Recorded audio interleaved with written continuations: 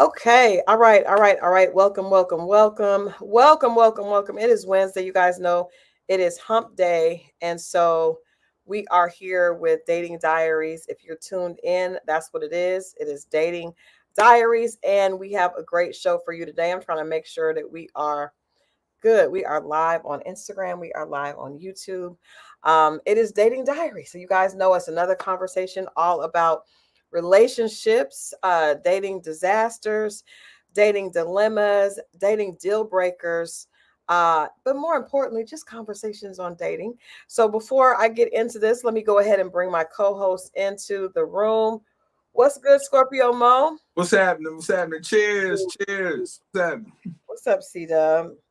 Oh man, I should have got something to drink as well. I rushed in. I rushed in, but it's What, all good. All what good. was you going to drink?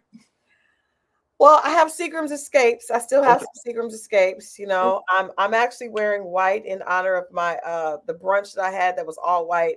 That we had Seagram's Escapes, and I had some left over. So You yes, definitely got to tell us about it.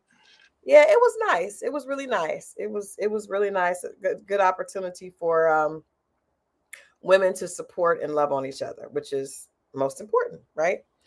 Um, but I before we get started, I want to let everybody know, if you guys are listening and you watching and you are in Atlanta, please let us know if you're in the Atlanta metro area. I am doing a giveaway with Lennox and Parker, and I'll post this information probably later on tonight after we get off of here. But I am giving away 5 pairs of tickets to this weekend show with Monica, Tamar Braxton, and Seven Streeter. So if you are out there and you would like, I really want to give these to people that are going on dates. I think that's a good date. I think I that's like it. There you that's go. a There you good go. date. So if you want to go on a date to the concert, this R&B concert this weekend, the venue is outdoors. It's in Stockbridge. I would love you to let me know. What I need you to do is make sure you're following Lennox and Parker, which is at Lennox and Parker. Make sure that you are following me, and then DM me, or after I put up the post, let me know why you should get the date to the concert, and I'm happy to provide. Now, I ain't gonna buy you drinks, you know. Yeah. I'm just gonna get your tickets. When you get your tickets, you're gonna have to get your drinks, and I don't think you can bring food in because they actually serve food there, but it's we're setting you up. We're setting And, you up. and we need them lights up. Yeah, we need the like. So make sure that you like this. Make sure you do that, right? Make sure, Mo is gone. Seven Streeter, yes, Seven Streeter is we have Monica, Tamar, and Seven Streeter. So if you want to go, let me know. I'm gonna keep putting that mentioning that throughout the night. Hopefully Mo will jump back on. He will jump back on. Um, there we go. There we go. Okay. I don't know what that whole thing just went out. Yeah, it just was like, you may not smuggle in any Seagrams. No, no, no smuggling. No smuggling. No smuggling. But yeah, so that is my announcement for today. We're gonna get into tonight's conversation. First of all, if there's anyone out there that has a dating disaster or a dating dilemma, because what you guys are doing is putting the dating dilemmas in the chat, and we're fine with that. If you don't feel comfortable coming on, but you have a question, because they don't want to come on. I don't know. I don't know Listen, why. you can wear a paper bag, a sack. Listen, I just want to hear the inflections in your voice.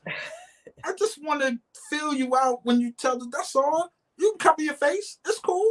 Yeah, I mean, just but if you don't want to and you want to share it in the chat, Because here's the thing.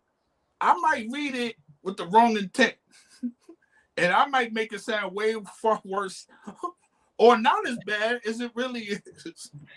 uh, well, you know what? Gun Boss says he wants to hear about Mo's weekend. I do think I have to Uh, share. I have to share with the people. Um, Adrian, no, no, Adrian no, is no, a. You no, have to. no, because there's a reason why, and we could talk about that off air, and that's something y'all don't even know about. But So we're not even saying any details. We're just saying that no, trust me, it's a reason. I'm telling you for a reason. And then you're gonna be like, oh, well, how come you didn't tell you? And I'm trying to tell you now. Mo had a weekend, gun boss. Yes.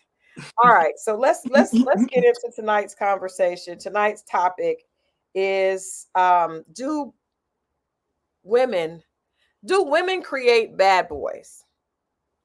Now, there are certain and I know I need. Hopefully, we can get more people in the room. Our numbers are a little low tonight, so hopefully, as the night wears on, people will join and we can get into this conversation because we always hear about you know this is how I feel. Okay. I feel like men blame women for everything, and I feel like if the man is cheating, oh, was she not giving him attention? If he's a dog and all the women did so. It feels a little bit like we don't really hold men accountable. And yeah, I said it. I said it. I said it. And I said, sugar pie. What? Do not hold men accountable. Men come up with so many.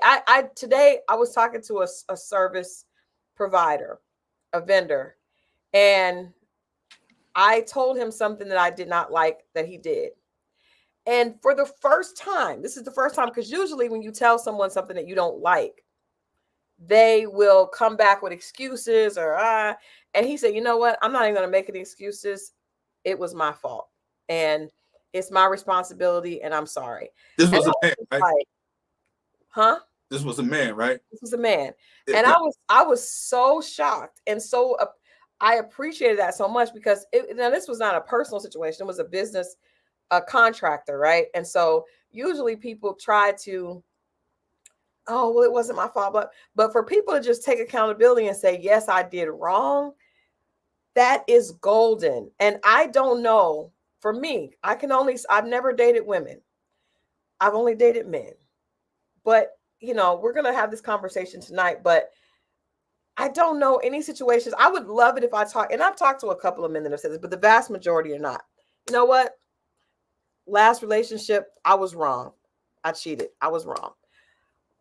It never goes that way. It's always, well, she was this and she was that. And then it's like, well, now you've left a wake of bleeding hearts along your years. Well, when I was 16, someone broke my heart. Okay. But that doesn't mean that you have the right to like leave a trail of broken hearts in your in your past. Like, it's just not. And I don't know if it's just black men, because the majority of men I have dated outside my race, but the majority of men I've dated have been black men. And that's the majority of them just don't take, to me, a lot of accountability for, you know what? I was wrong. Even if I was hurt at 16 before my frontal lobe was closed and before I had pubic hair, dang near. Okay, I got hurt, but I chose to hurt those people. Like, in fact, if there are any men watching that want to be honest and just say, you know what, I've done some messed up stuff, we welcome you. Because when I get tired of hearing that it's always women's fault for why men do the things they do. A man can meet a woman and she's in love with him. She's like super excited. He wants to just get sex. And it's like, well, I just want to hit, but I know she likes me, but I just want to hit. So he hits and then she's hurt. And then it's like, and he will never just be like, you know what? I was wrong. I shouldn't have did that. Like, that's what I want to hear. I want to hear some of that. I don't ever hear that. I always hear a reason, almost like, and maybe it's because when we're parenting them as little boys, we let them get away with stuff. I don't know. But tonight's conversation, I'm going to say from the jump, I don't believe that it's women's fault that men are dogs. Now, we're going to see some clips that are going to say for men talking, and I'm open to hearing the conversation, but I just want to state my opinion up front. You finished? Yeah. Okay. Flag on the play. Flag on the play. couple things. Now, I will say this. Men probably don't admit to women what they done wrong. I'll give you that. Okay. I'll give you that. Because they don't want to look bad in front of, but men usually admit to men 90% of the time. But what I've learned, and you and I just had this conversation recently, the problem with the women doing it is that they don't even admit to women what they've done. They just villainize the man even to other women. Dudes will come and be like, yeah, got caught. I did cheat, but I'm just saying. And then he'll still try to justify the cheating, but he will admit that he cheated. Or he will admit to the dirt, but then try to backtrack and dump. And now that kind, we already know what it is. But dog, you know they ain't really mean nothing. Now, when he's talking to a woman to protect his image to women, he's not going to, a lot of times he's not going to admit to the cheating. But man to man, we usually tell the truth. I've noticed from women to women, women don't tell the truth because they don't want to look bad. And trust me, I've known several women that only tell the bad. They never tell what they did. Unless the only person that knows what they did is the girlfriend that was helping them do it. That's a fact. The girl who, but that doesn't. It would be irresponsible of me to say, I know what men say to other men. In the same token, it would be irresponsible for you to say, you know what women tell each other. Well, the reason why I say that is because I've seen and been around situations where the woman tells what the man did. Now, I know what the woman did, but the woman tells her girlfriend, and her girlfriend don't know the whole story. And I'll be like, oh, she didn't tell you. Oh, she didn't tell me that part. And I knew that part. As a man, I knew that part of her situation, but she never told her friend. And I mean, like, and then she was like, well, damn, and then they go into falling out about that. So I definitely seen that. There's no, I'm not saying every woman. Yeah, I mean, I just think it would probably be best if I left man on man conversations to you and you left women on women conversations. Okay. Well, well, let's do that then. I mean, you can't. You don't know what women say. Hey, I know what I seen. Okay, but you're not a woman. So I'm saying I'm not saying every woman, but we can stick to that. I'm fair with that. So let's go man to man, right? Or just in general when the men lie to the women, right? Yes. True indeed. I've known men to come to women and say he didn't do whatever. They go to the guy because he feels like the guy understands. Just like on this show, when the guys are talking the guests, and they be like, you feel me, Mo? You understand? Because we're going to keep it real with each other and we understand certain things.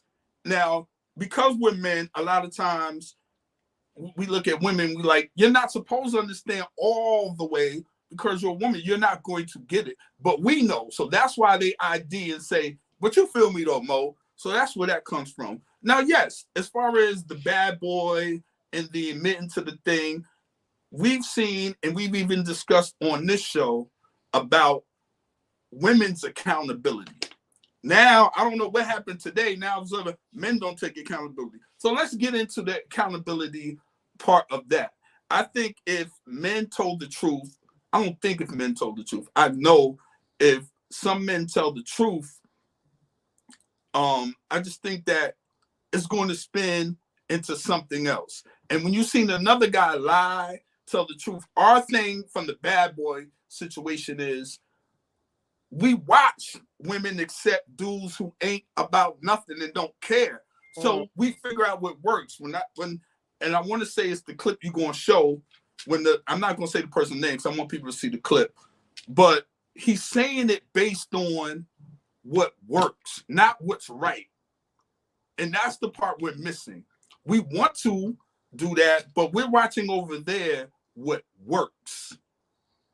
And what works a lot of times is not caring, not putting any energy into something, and the women chase after that or they accept that. But when you're being catering and you're, I don't know what it is, it's just like, it's too easy for me. It feels like to them, It's too easy. You care too much. The good guys, he's too nice.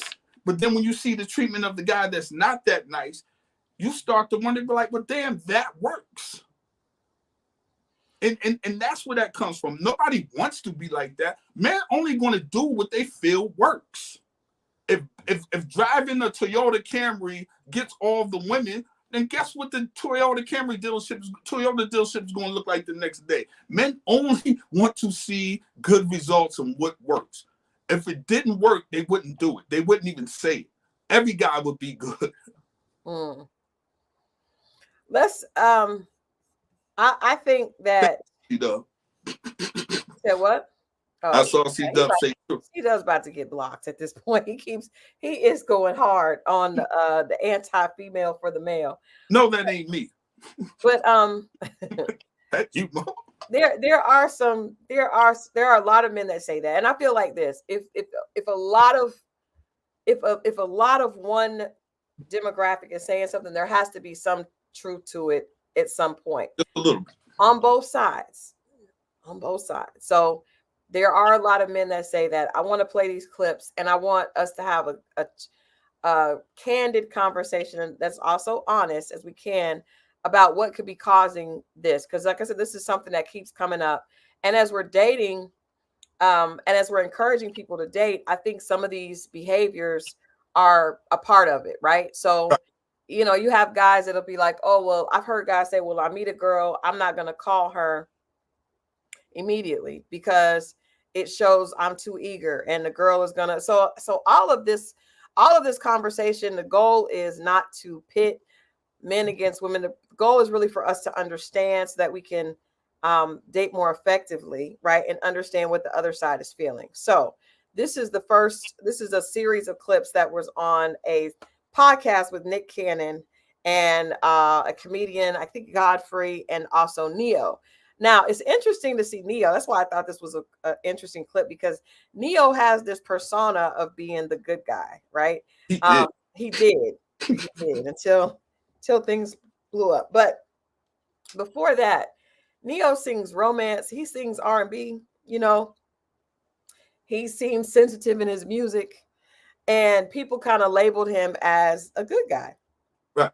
Well, years later, we all learned through, you know, his relationships, and they became public, that he was not necessarily acting as a good guy. But I know from working in this business for a long time, before Neo was even a singer, when he was just a songwriter, he actually got his heart broken because there was a woman that told him that a baby was his, and the baby ended up not being his, and he was really heartbroken. Like, this is early on before it's so sick, right? So I do want to say that the Neo that was cheating and had prostitutes and Christal was crying and left Moneta, that was not the same Neo as was first introduced when he was crazy about this girl. The girl lied about the baby being his, and he still tried to stay with the girl. Like, it was really, really bad. So I just want to give that context before we get into this clip. Both guys. I've been the nice guy, and it didn't work. And I've been the bad boy, and it didn't work. Right. But of the two, the bad boy always works a little more. So are women attracted to toxicity? Young women. The question he asked was, are women attracted to toxicity? What says the chat? What says the chat? Are women attracted to toxicity? What do you say? I wouldn't necessarily go that far. I wouldn't say that. Okay. I would. I think that's a little far. That's a reach. I will say, they respond a little better to it though, when in the beginning, and that's what I always say. I don't care what women tell me. I watch what they respond to, and that's what Neil did. Like, if he's coming in this business, he's a songwriter, he's growing, he's the nice guy. When you see the guys go from this to that, something happened.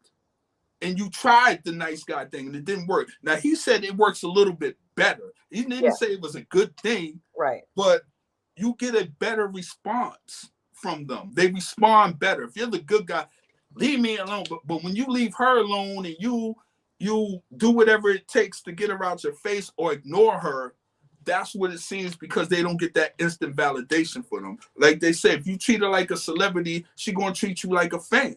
So when you're not on it like that, they tend to treat you, oh, well, he's different. He's different. How come he don't, okay, I don't like no guy kissing all up on me. And that's the attitude. And when you hear men, well, he's because they tried it. And when you, well, I don't want to call a girl because women taught us that. We didn't create that. Men only going to do what works. I've heard women say that. So men are responding to that and be like, well, I ain't going to do that because that doesn't work.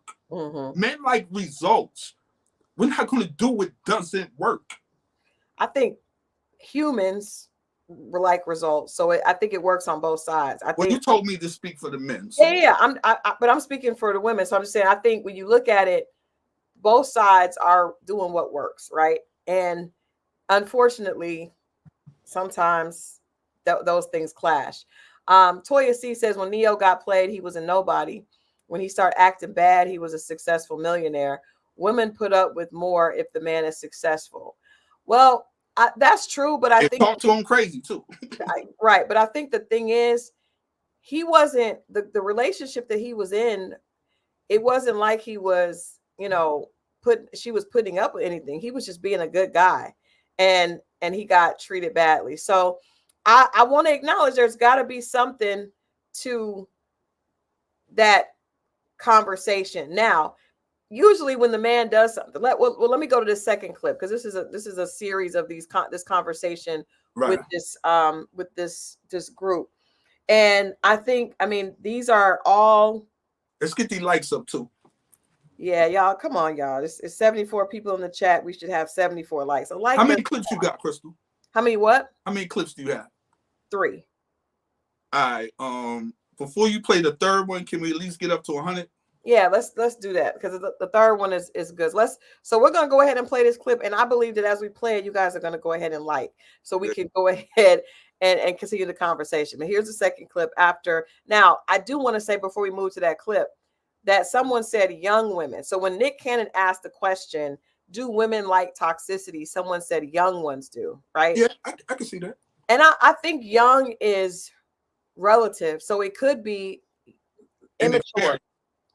Immaturity and experience. Okay. A woman, because I think that sometimes we think of young as age, but if a woman has grown up in a healthy family and seen healthy roles and interaction and the love relationship between a father and a mother, or aunts and uncles, or grandmother and grandfather, she probably has a little bit better understanding of what to expect from men, right? What to expect, what to want, how does it work? Right. When you haven't seen that at all, right, even if you're 30, you could still be very inexperienced, right? And not understand. If you grew up in a house where toxicity was key and that's all you saw, then you could be 40 and that could still be the type of time you're on, because you don't know any better. So I think age is kind of the young may not be it, but it could be like what her experience has been and what she's gone through. So I like that. The second clip. I think that might be the origin story of our I was the poem writing, putting flowers in the locker. To me or not to me. And then when I saw her go for the bad boys, right, I was like, fuck these flowers.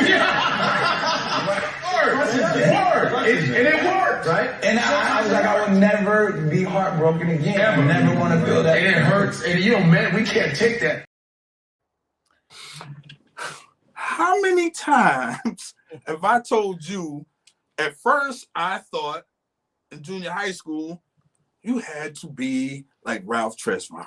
You had to be lost in love. You had to be. Once I got a little older and Bobby Brown came out and I started to, I found out I got a better response being like Bobby Brown. I'm sorry, but it's my prerogative. As opposed to, you need a man with sensitivity. Hey, by the time they come, hey man, I'm just saying. I'm only going to do what I think that I get a response to.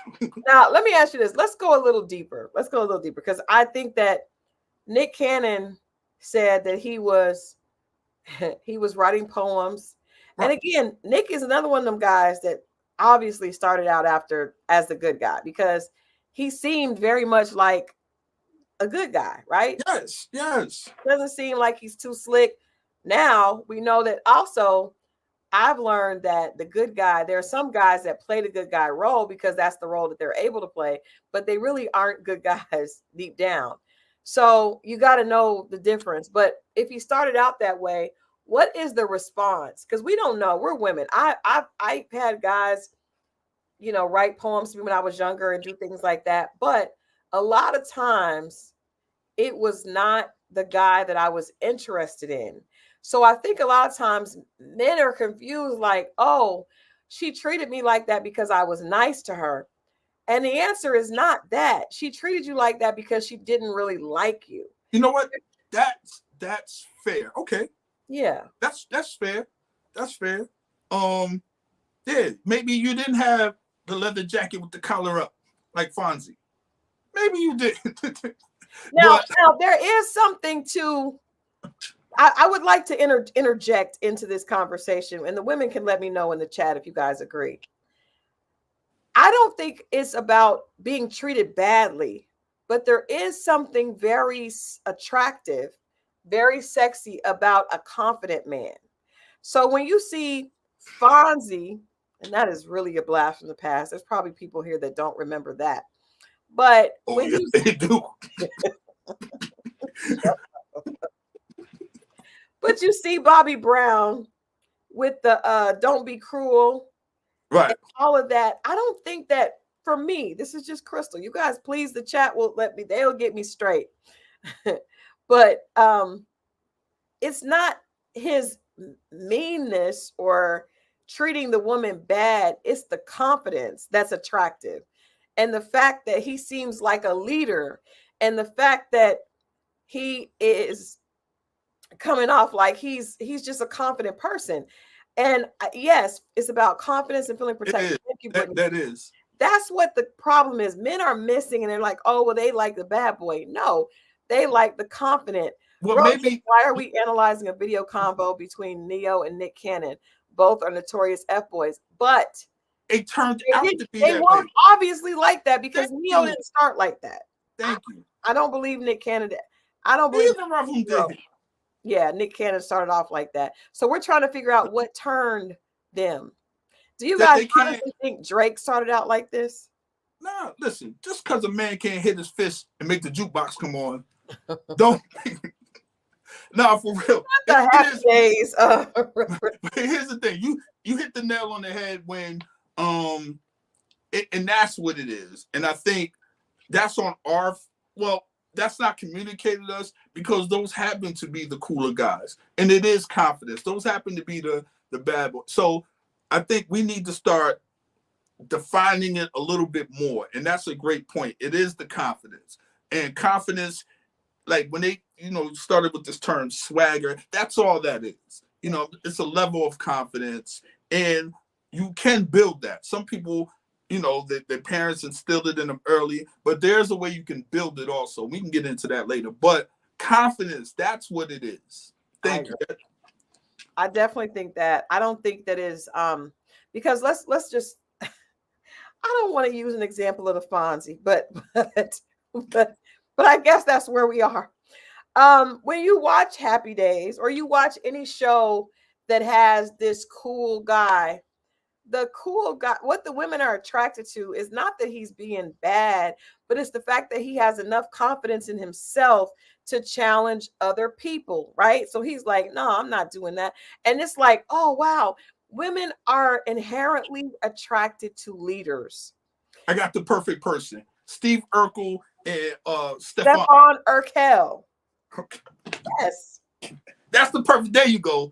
That's the duet. There we go. And oh my, so if you're here, we are your people. You are our people. If you know Steve Urkel and Stefan Urkel, You definitely are our people. That's how we know that you're an XOer. But Steve was not confident, and Stefan was like, and they looked the exact same. There it is. They looked the exact same. He took off his glasses. That's it. Now, I don't know, Edna. I don't want you to put Marlon Brando and Denzel Washington up here. What Because the Edna? Come on. this is not, first of all, Denzel is, we don't know. I'm saying we, as in we, Tarika, as in all of us are in the same place. Yes, Sugar Pie. Sugar Pie's looking at me like, what? We are all together. But yes, Steve Urkel was not confident, and he was clumsy. It's the smoothness and the confidence. Marlon Brando, Denzel Washington, I'm not sure what that reference is, Edna, but what I do know is that he doesn't even belong in this conversation, because Denzel is going to be confident regardless. I mean, yeah, yes, and yes. But anyway, back to the conversation. There is no difference between Fences Denzel and Mo Better Blues Denzel. It's just Denzel. No, C-Dub. He's just always good. Okay? All right.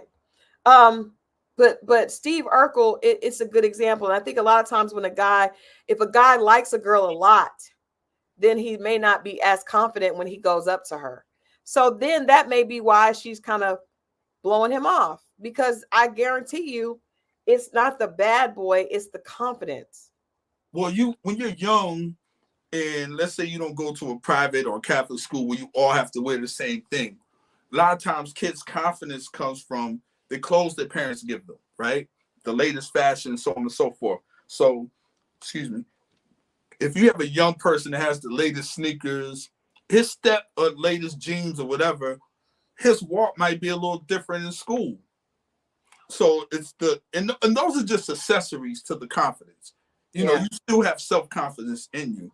But now this guy feels brave enough to talk to this young lady, give her the Valentine's Day card on Valentine's Day in school, and the other girls look at him, so on and so forth. That's why I was always a fan of the uniforms in school, just because the playing field seemed a little bit more even. You know, even though you're still going to have it wasn't based on what you had on. It had to be based on solely who you are and how you carried yourself. But I think that could be, but I remember when I'm thinking of high school and middle school, I'm not going to say the guy's name because somebody may watch this channel, but I remember a guy at my school that he did not have the fly clothes. And there were some that had all the clothes. Like there was I went to school with middle-class Black kids. So there were some of them whose parents bought them every designer thing, because that's what Black people do when they get a little bit of money, is they buy their kids everything to prove they have money, right? Because it's important to prove it. So there were some guys that had all the stuff, and there were some that didn't, right? Their parent didn't have it. But I can remember like some of the confidence didn't come from the stuff. It was that person. Mm-hmm. And I know, and this one guy I'm talking about in particular, he was funny and he could make people laugh. And he didn't have all the stuff that the other guys had, but he just was very confident, and he hung out with them, even though he didn't maybe have all the designer clothes, but he just was confident in himself. And some of those guys that did have all the stuff weren't really as confident. Now, of course, when you're young, people get attracted to the well, and now when you're old too, people are attracted to, but at that age, it could be a girl that has a lot of money. Her parents, I remember one of the girls we went to school with, her parents bought her 31 pairs of Guess jeans like for Christmas. I was just like, I can never. My little McDonald's check bought 1.5 pair of Guess jeans, and my dumb self bought it one time.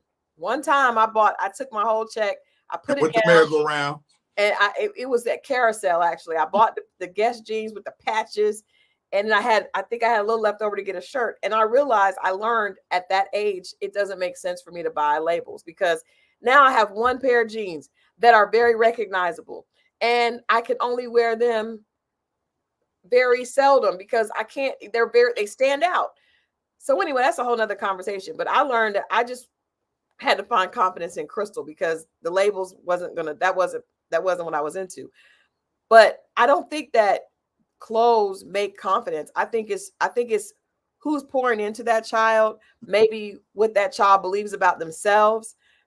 There's a lot of different things, but because you know so many people that get stuff and still don't have swag. It's false confidence, but it's confidence. Some people feel like they need that, and when they get it and it doesn't work, they're right back to the drawing board because it's really self. No one can take that away. But because some people have, what is this? Confidence in things. There's confidence in ability. If you're the top athlete in your school, but then you break your leg for the season, you're walking through the hallways with your head down. You see what I'm saying? Because it's based on ability. But when it's self-confidence, no one can take that away. Yeah. So, that kind of thing. Yeah. And as Nola says, it's not going to work long term. And exactly, there are different rules to the game. So if you go to a different place and they don't know your history, you don't have that self-confidence, you have to start all over again. But my point in that, I don't want to go too far down this rabbit hole, but is that I think women are attracted to confidence. I think men are probably attracted to confidence too. Because a lot of times women, there's a saying with women that's like, men love bitches, right? I mean, maybe they do. No. I was thinking about the last thing you did. Honestly, I think women are naturally attracted to confidence. Men, I think, my personal opinion, in the beginning, we're not. We're intimidated by it. Wow. We grow into appreciating a woman with confidence. At first, it's intimidating. Why? Because if she's a confident woman, everybody knows her, she's everywhere. You just feel like you can't contain that. You don't have any control with that. Well, Sugar Pie just wanted to say hello. Don't do that. Okay? Is that what is that? What? Is that a hat? No, it's not a hat. No, it's not a hat. It's her pink hair is growing out. Don't do that. No, my eyes are bad. I thought that was a hat. Okay. Yeah. So I think at least for me, let me speak for me. Mm-hmm. Me in the beginning, I was intimidated by confident. I'm talking about like in until I got into high school, let's say from 6th to 8th grade. Okay. When they were really confident, I had to adjust to that. It kind of like, whoa, I wasn't really, you know what I'm saying? Because at that point, I'm building mine. You know what I mean? Yeah. I became confident through my ability to do things. I went to several different schools, so I was always the new person. So my way to draw people in was sit in the back of the classroom and draw. Mm-hmm. And people would see it and be like, oh, look what the new guy did.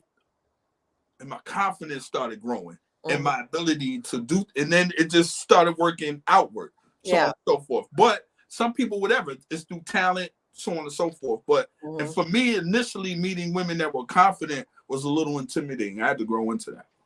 I mean, I thank you for being honest about that, because I have learned that a lot of men seem very not attracted to confident women. You know what I mean? And I never understand why. It seems weird to me, but it's almost like they prefer, and maybe there are other reasons for that. I would love if we could get some other men to chime in. Yeah.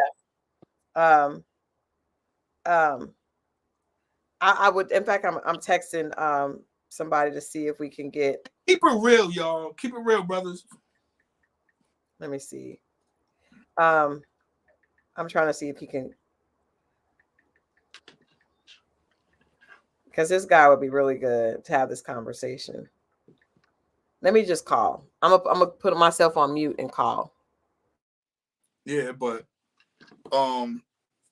self-confidence, it you can build confidence, and especially if you start from like talent or something that you're good at. I think that helps you. And people because we all have talent, we all have a gift. And I think if you can start from your gift, these are the people that weren't born with confidence, and your people didn't encourage you, and so you're just out here trying to figure it out. You know, we all have gifts, we all have talent. So I think if you start there and build up, you know, sometimes people have different names. Some people that have a different name than people heard before, a lot of times you have to repeat yourself. And the second time you say that name, you say it a little louder. It's a confidence builder. So it's different cheat codes that you could use to build self-confidence, because that's where it starts. All that other stuff with the clothes and the cars and all that, those are just accessories. Those are not real things of confidence. And when you take those away from people, a lot of people feel weak and defeated, you know, and that's not real confidence. So I just encourage people, if you got sons and daughters, to tap into their talent and tap into, you know, whatever their gift is. And we all have that. We all have a gift. We all have a talent somewhere in us that we could do a little bit better than everyone else in the room. So I just wanted to touch on that.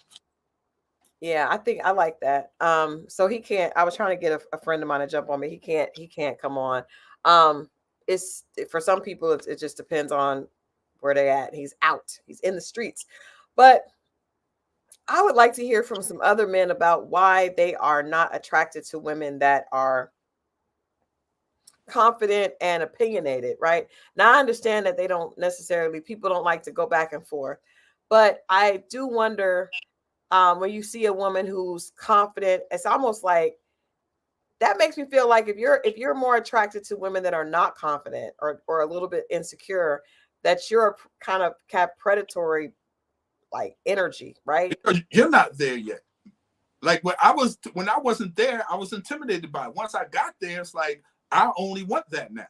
Yeah, it's a lot of men that are that way. Because let me see, let me try one more person. Yeah, try one more. It could be nice to men, still let them know that I'm above. Okay, I see you, Nola. Okay. But I don't think men are, you know, when women say he's intimidated by my success, or a lot of times I really don't think that's it. I think a lot of times it's what comes with it. You know, like for instance, you say you see these guys, they want these beautiful women and so on and so forth that are on this scale that we always talk about, the men always talk about, but a lot of these dudes aren't confident enough to really actually deal with her. Or what comes with that. You know what I'm saying? You have to deal with what comes with that. You know, especially if you live in one of these cities, the NBA players, the NFL players, like you think you want that, but you're not confident enough to deal with that. You know, am I right, Christal?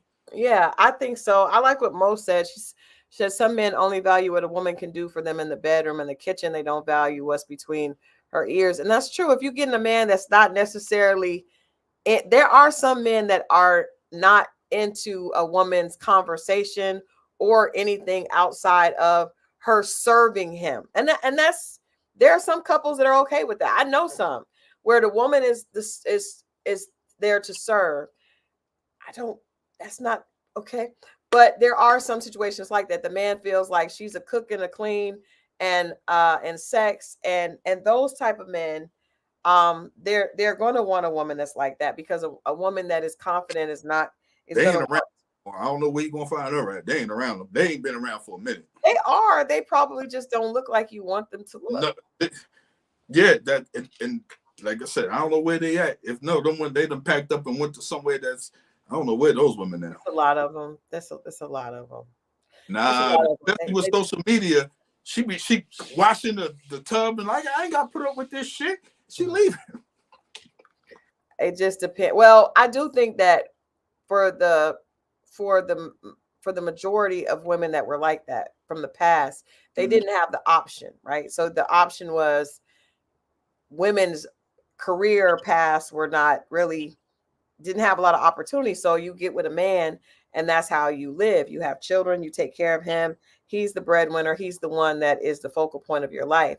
But I think now things have changed to where, you know, women know that they have another option. But there are some women that do like to serve. They just are not, the whole idea of serving a man and being submissive to an extent that you don't have a life, you just have his life.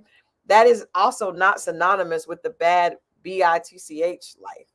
So No, that is true. I yeah, get so you're not gonna get a girl that looks like that Black China that is fair. or Delicious and just wants to clean the bathtub. It's not gonna happen.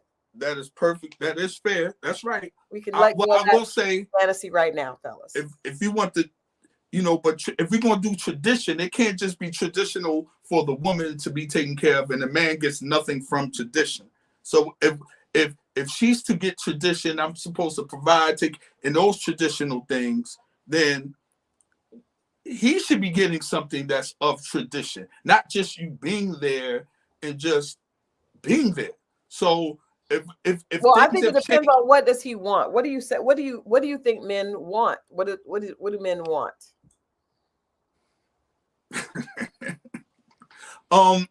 I'm learning now that different men want different things. Some dudes now they're into this power couple thing, right? Mm-hmm. That's what they want. But what I'm learning and watching that is a lot of times that's just the look. That's just what's projected. Mm-hmm. When you pull the curtain back and you see what's really going on, these people don't even spend time with each other. They don't, and if they have to, they don't really like it and trying to find a reason to get back to whatever they were doing to be a power couple. A lot of time it's a facade. It's for the look and it makes a lot of money, but it's not relationship. It's a business shit. Just Andrea said, wasn't it a sandwich at 3 a.m.? Now, see, I'm gonna keep it real with you. When dudes be like, "Oh yeah, I get home and she in the bed," I tell her, "Make it." That is some BS. Like, I'm not with that, lady. Well, Dave said that. I think that was what Dave mentioned. No, I've heard him mention it. Actually, Neo said that when I interviewed him. Guess who else said it? He said it on Wendy Williams' show. The actor who played Tupac in the Biggie movie. He said that he was like, "You want me to provide and protect, right?" You can see the clip on YouTube, and then he goes, "All right, well, make daddy a sandwich." And I was like, that just seems so. I'm not in favor of that. I'm gonna keep it real with you. When you have a man that grew up knowing how to take care of himself, he's not really weighing the scale heavy on that part of it. Yeah. Or okay, that was Troy. CW said it was Troy that said he wanted a sandwich at 3 a.m. Was it?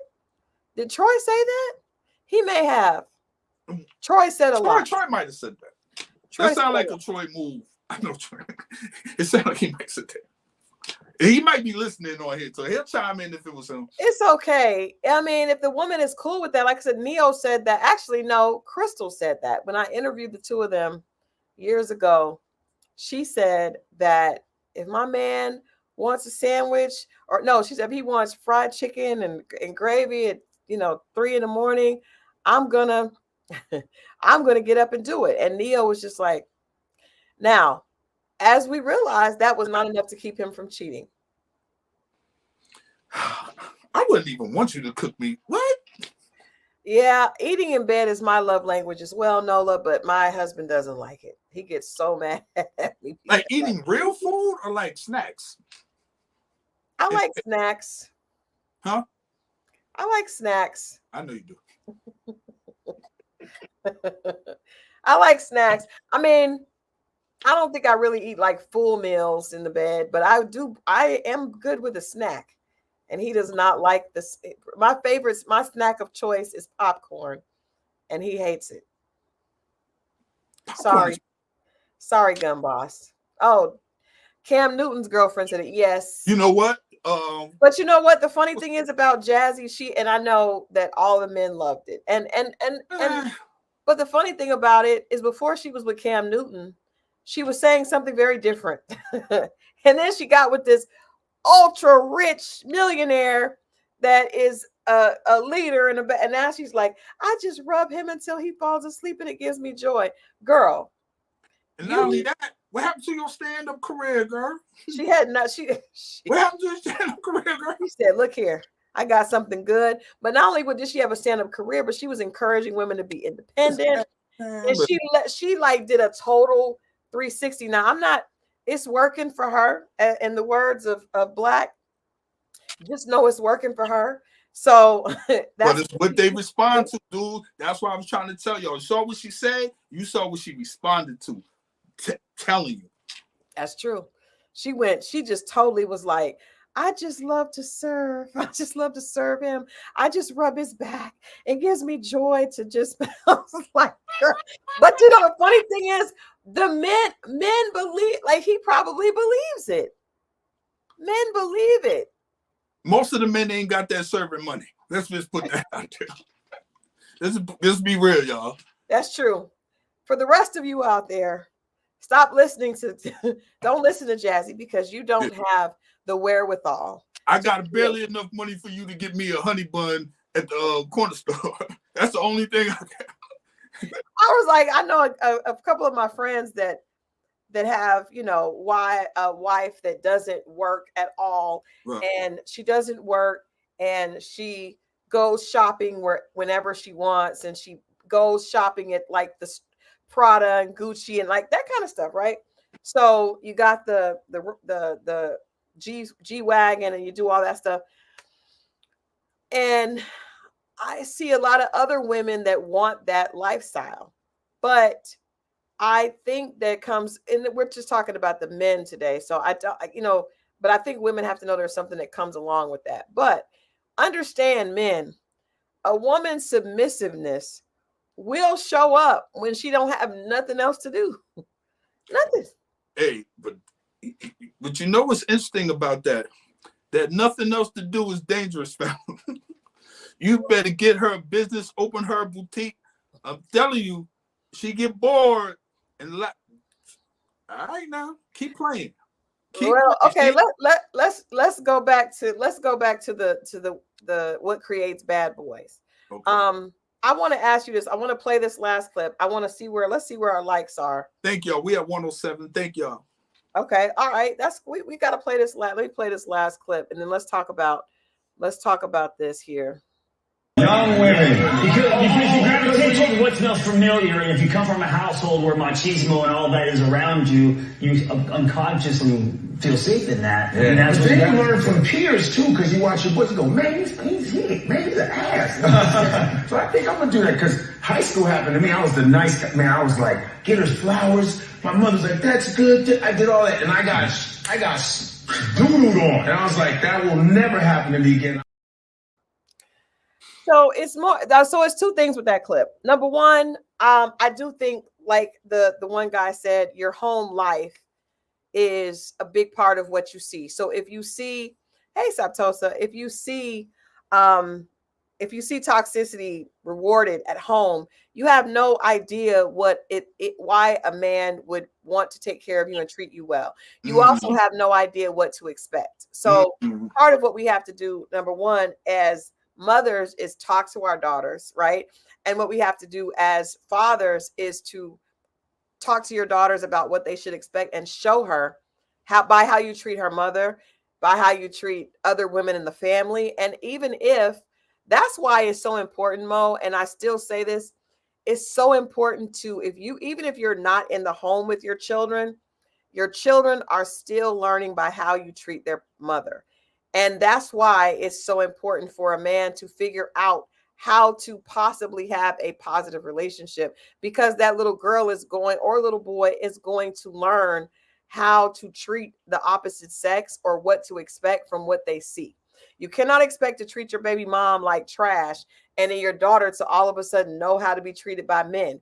It's not realistic. And we have to stop believing that it is. And I understand that some situations are difficult, but the reality is, at the end of that, your daughter is watching her mother's reaction. Your daughter is watching her mother, what she allows, what she doesn't. And if she sees that, she sees herself through the mom.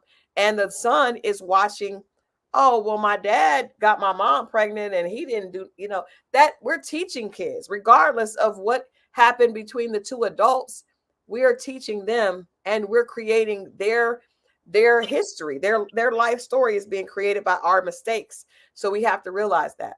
No, that's fair.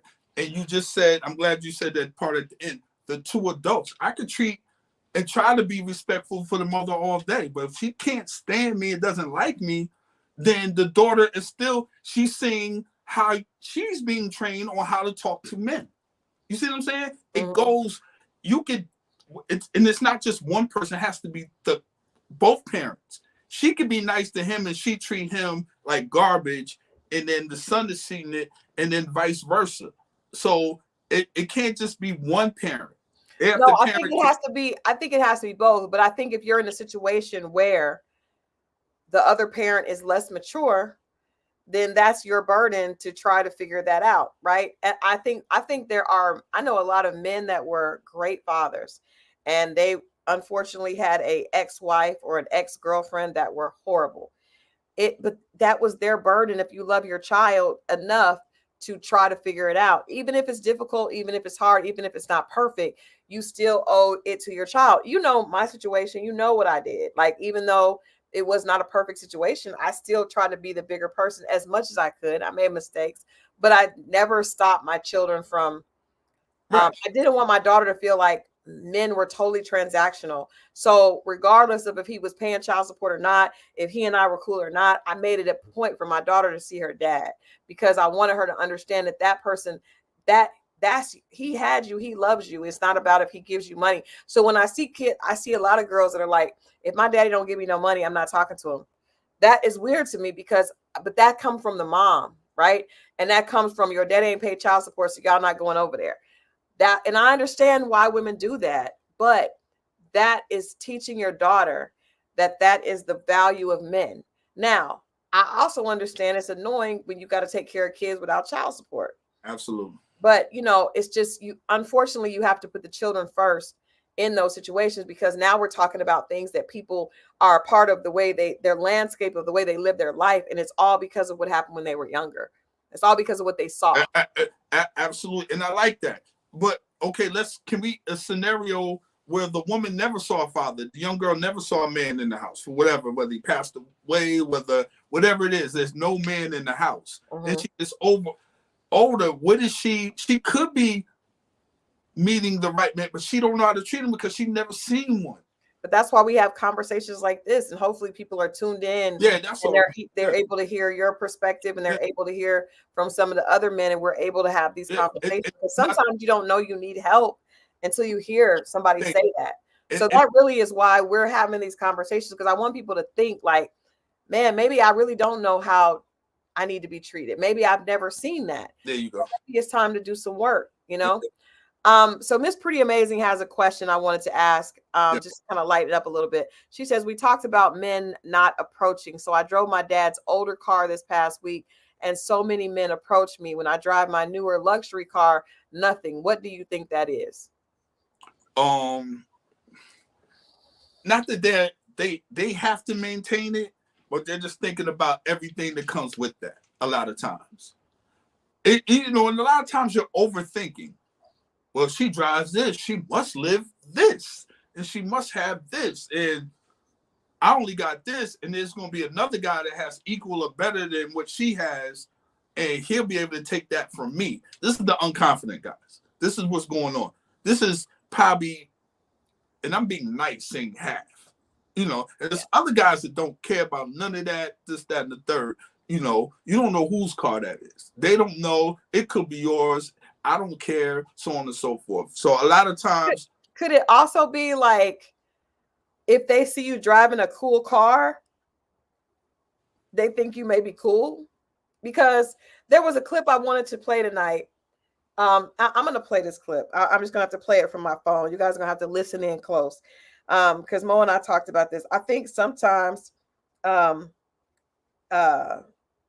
it is like, attraction is intangible, right? Mm-hmm. So there's a quote here. This man is talking about chemistry, and I think this is really. I hope this will show. I hope this will show, because I couldn't pull it for the thing. But hold on.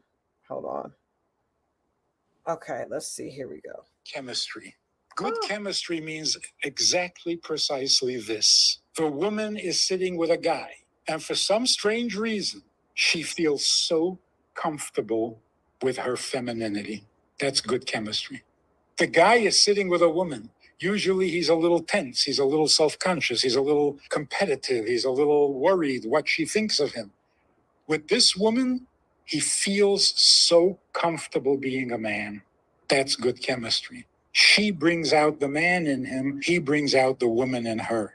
And what does that look like? What does that sound like? He's thinking, I want to take care of her for the rest of my life. And she's thinking, this guy, I would support him and follow him in anything he wants to do. That is good chemistry. Here's what a good, healthy relationship. I like that. Yeah, I like that. When you sent that to me, that was the realest thing I seen in a minute. Yeah. So I say that I played that clip there because when she said about her father's car, I think sometimes men are looking for something that with the woman that they can relate to, right? And sometimes we're so, yes, it was Jebediah, Rabbi Jebediah, but he had good information. Yes. But I think that sometimes if they see her driving a cool old school car, it could be like, well, she must be cool. I think sometimes people are looking for connectors. Just like for us, I know I like a man that's good looking, but I also like a guy that can make me laugh. And if you can make me laugh, it just breaks the tension, and then you feel it actually makes a woman feel comfortable and allows you to get to a feeling of safety if the person is always making you laugh and they're talking. So I think that sometimes when men see, like if they see her going to a game or talking about football, it gives them a point of connectivity. And so that also could be what's up. Oh, the dad's car isn't cool. It's a Buick. Never mind. No, but it wasn't. I mean, I got that when she said it, but it's no like an old school cool car. No, not the like I said, it's it's the equivalent of it's the woman that goes into the drugstore early in the morning with no makeup and the guy still approaches her. Opposed to all made up, so on and so forth. And you wonder why more guys approach you when it's like that, because it's nothing like it breaks it down. And I think that's the thing. Dudes, people sometimes are intimidated, not about people, but the things around people. I've had that. What's up, Tamasha? I've had that happen. I remember when I got one car, and one of my friends was like, "You're never going to get a man now, Christal." And I did have my own narrative going about it. Guys, I thought it was because it was a cool old school, because Gun Boss just bought an old school, and it's a cool car. I would never have bought it, but he likes it. So it's like that's kind of like, I know men like, cars, older cars. But some men. Right, some men are into collecting cars. But I did know that when I would go out, and I've actually had men be hateful to me when they saw my car.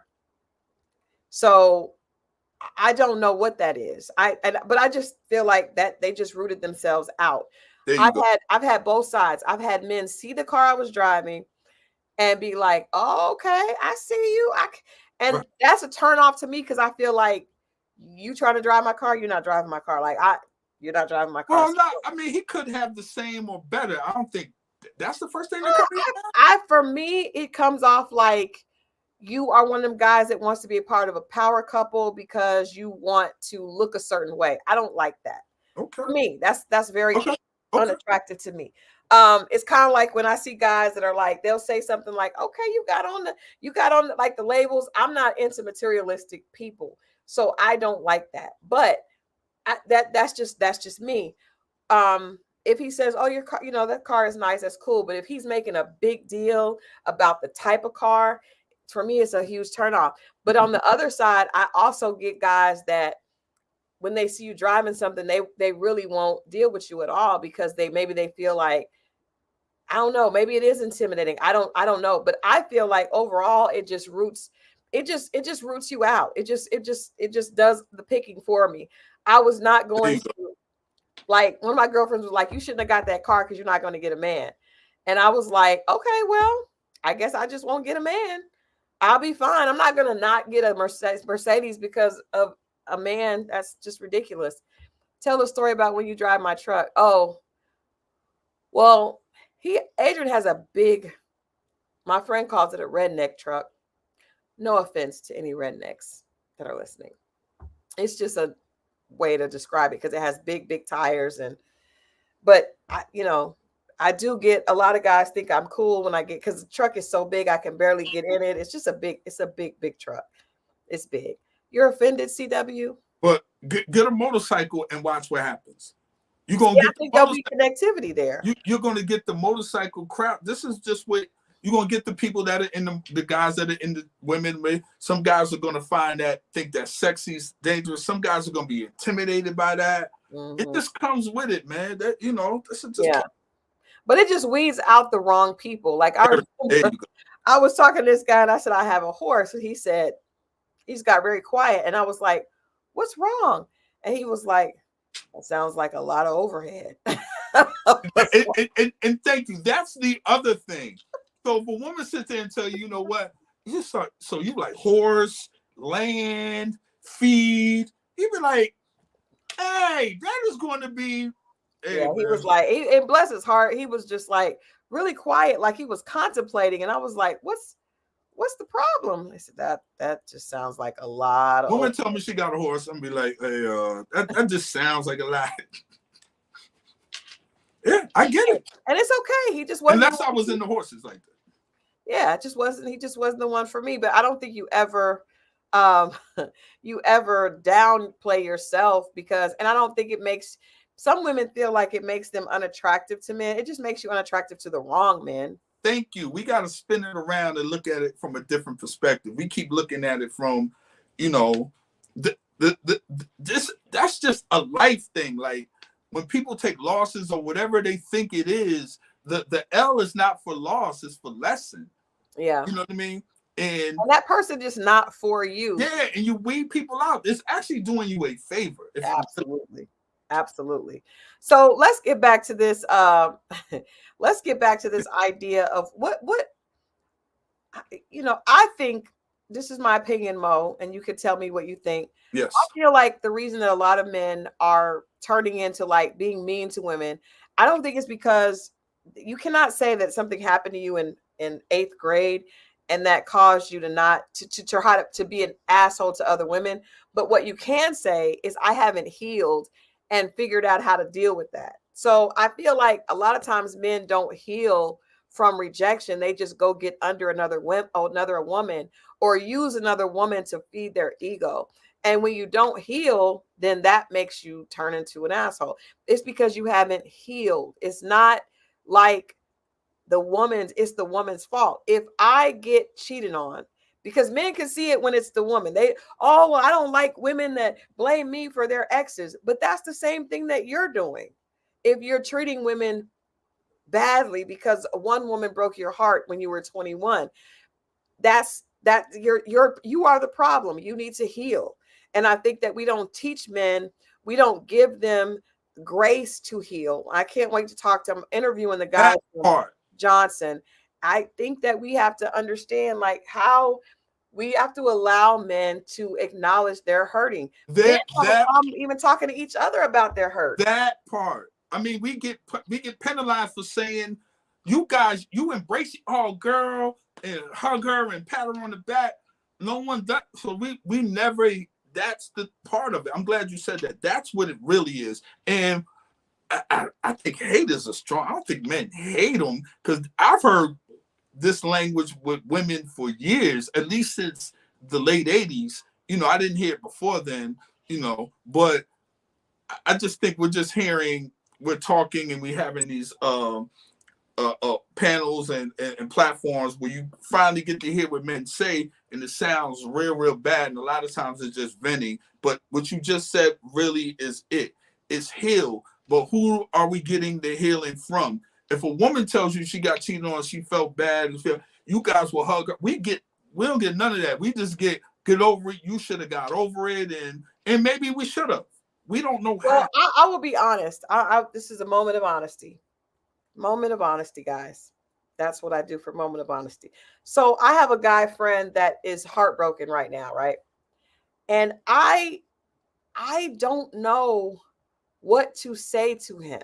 Like, it almost makes me uncomfortable by him acknowledging how hurt he is and crying about the woman. And I love him dearly. I know that he went through the hurt, but I don't know what to say to him. My instinct is like, get over it. You're fine. You can find another woman. But I also would say that to a woman. And that's what my mother told me. But I know that he's hurting. And it just seems odd to me that a good looking man who has a lot going for him would be just heartbroken like that. So I can say that when Smasha was like, we do give them grace. I listened, but it does make me uncomfortable. I don't know what to say to him. And it feels like if I had a girlfriend crying to me, I would feel like this is par for the course. This is what we do. In fact, when our girlfriends start dating new people, we almost brace ourselves. I remember when my girlfriends met Adrian, they all looked at him like, you better not hurt Christal again. Like, we prepare for the hurt, right? But when a man is hurt, it's kind of like, why is he tripping? That's the problem. We need to extend the same grace. I'm a bad influence. I'm not a bad influence. I'm trying to get the help. I had an honest moment. But I'm saying, like, we got to figure, I don't know. I think for me, and I try to be a supportive friend, I don't expect a man to be that hurt because I haven't seen that very often. And for Mo, like, and different guys that I'm friends with, I have one guy friend that really showed me his hurt. And again, I remember he burst out in tears, like the snot-nosed Viola Davis cry. And I was just kind of like, because it feels weird to see a man do that. But he was crying because the woman he loved was leaving, him. And it made me uncomfortable to see him that hurt, because what I've been taught is that men don't really, they don't hurt. They just that's the problem. That's it. And you've been taught that, and that's been wrong the whole time.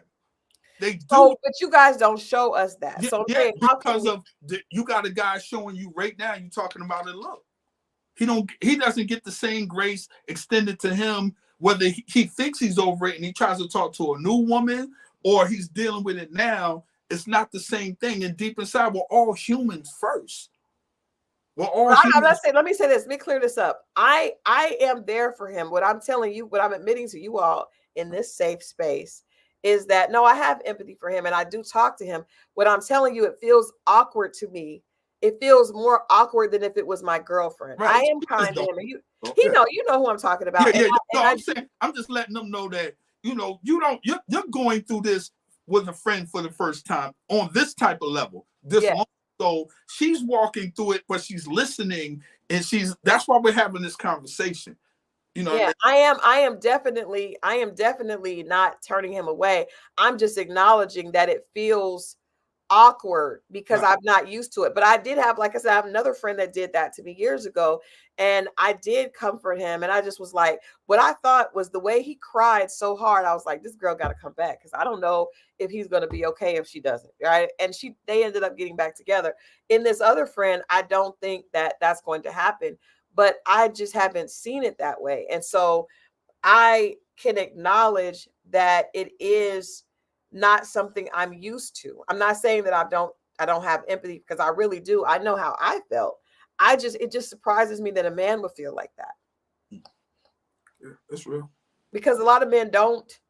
I mean, between Mo and some of my other close guy friends, most of them are like, yeah, I ain't never had a chick break my heart. So I'm like, okay. It's not that I don't feel. That's not what they do. It's not that I don't feel, feel away or whatever. But you're right. But I think it's a lot of stuff about manhood that women never seen. They just don't think exists. And when they do see it, they think that man is less of a man. And I'm like, what are y'all talking? And maybe that's our fault or our father's fault or somebody, because when we're growing up, it's like, hey, my father was like, toughen up, shake that off, get back out there playing sports and all kind of. I wasn't allowed to do that. You know what I mean? Mm-hmm. Mm-hmm. Tihu says it doesn't look like heartbreak at first. Can you elaborate on that? Because I do want to know. I want to know from your perspective, what does it look like at first, so that we can start to understand what this is? Because what we got to do, guys, is start to have this conversation, so we don't have men that are in their 40s saying, I have hurt women over the last 2 decades because of something that happened to me when I was barely 20. We're not giving you guys a pass to do that anymore, but we do need to create a safe space to where men can acknowledge their hurt and they can heal. But all that, I'm just going to leave a wake of broken hearts on my trail. It is irresponsible, and you have to be held accountable for your actions. I would say if you knew the relationship prior to whatever they were dealing with, and you knew he cared about the woman or he went through, just don't assume that it didn't affect him because he's not boo-hooing right now or he's not talking. You know what I mean? If he's acting too like it ain't nothing, that's something. You know what I mean? Yeah. When he's so far away from what he should be doing, he's actually closer. But this is the mask. You know what I mean? This is the mask you have to wear. I'm getting ready to put the link in the chat, and if anybody wants to join, please, to talk about this, because I think this is an important conversation. Specifically, Tihu, especially if you're willing to come on and just give us your audio, because I know you're that you work in therapy, and I think that's important. Brittany, who else? Mo, have you ever experienced? I am the one she said that did not experience. Don't wish that on me. I mean, I felt the way about certain things, but it wasn't a heartache. I wasn't crying. I wasn't, I don't know. C-Dub said, can men state their pain without it being brought back up? Where did it go? We should, but in a negative fashion. Well, I mean, the unfortunate part, when women state their pain, oh, this guy cheated on me, it's used against them later. Oh, you just bitter over your baby. Like that's a human reaction that unfortunately it comes along with sharing, right? With the wrong people. But I do think that if women understood and there really was some honesty put to that, I think that there'll be a lot more empathy. Tihu said it looks like bravado, hypercriticism, substance abuse, risk-taking behaviors, and that is what I was trying to get to. Yeah. That's fair. That's fair. So deep. Like when men are hurt, it does fair. Not. I learned this from my son. When my son was hurt when he was little, he would just get angry, and I'd be like, "What is wrong?" I said, "For men, sad equals angry." You know what? Because, and I'm glad you said that's a great point. Okay, when your first disappointment is your biggest disappointment is from a woman when your son is young, is because, God, this is gonna sound bad. It's because of all the good women, like his mother, grandmother, and those women in his life, and he's thinking, when I get out here and I'm taught how to treat women, they're going to treat me just like my mother. And that's the cold reality. You kind of find out they are not like that. And we don't know how to react because we're not taught how to treat the other women. We're only taught how to treat women one way. And when you do that and come to find out they don't treat you good, that shit stinks. She always tells you, it's not till later to the men out in the streets and maybe your uncles, you're taught how to treat those other women. But the first time you feel it is because you built it up. Women, the sugar, spice, everything nice. And you do this for her. This is how you treat a lady. But when it's not received and it's not coming back to you, that shit hurts you. And then you look into them. I thought you told me. You didn't prepare me for this. Yeah. But we'll prepare our little girls. They might not listen, but at least tell them dudes are like this. We don't tell little boys that. They find it out through records and stuff, but not from the mother. I see what you're saying. Like we brace our daughters for heartbreak. Right. We don't brace our sons for heartbreak because I don't think that we believe. I think there's a lot of people that don't. Miss Pretty Amazing said that she just went through breaking off an engagement and she doesn't feel like her significant other felt that. And I can relate to that. I ended a 13-year relationship and it felt like the person did not have any. And I always think to myself, I learned that, I might have learned the wrong thing that, oh, thank you, Miss Hale.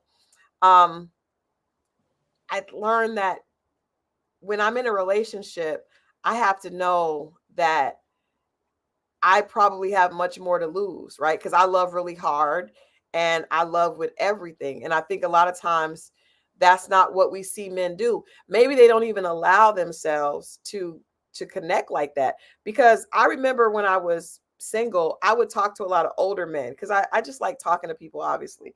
And some of those guys would tell me that they had never gotten over their first wife. A lot of them. Mm-hmm. But they would never say that to her, or they would Mm-hmm. ask kids, how's your mom doing, or whatever. And Mm-hmm. they would be married to a whole nother woman. Mm-hmm. But they really didn't ever allow themselves to love that woman completely because they were still really love the first woman. I believe that. I've heard those stories. How do we fix that? And how do we keep from being the woman that is with the man that's really doesn't love her? Say that last part again. How do you keep from being the woman that is just the placating woman that he is with, and he doesn't really love her? He really still loves the first one. I ain't gonna hold you. I really don't have an answer for that one. That's a good one. That's an individual thing. That's tough. And I've heard dudes, You are hilarious. especially like my pops in them generation. I don't feel like they really feel like that now, but in their generation, that's the Fences generation. is it?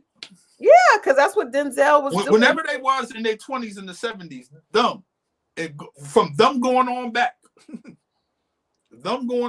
Yeah, they really, you know, that's why they wind up on the drugs. That's what I'm saying. It was Fences. He was an alcoholic, See? running around with other women, and there's a very powerful scene in that movie where she's like, you know, he's explaining why he had this affair and why he's, you know, basically a loser. And she's like, yeah, I already knew that, you know, but all this time he's like, well, it hurts me that I'm not getting this and I'm not getting that. And it's like, yeah, but I'm right here next to you.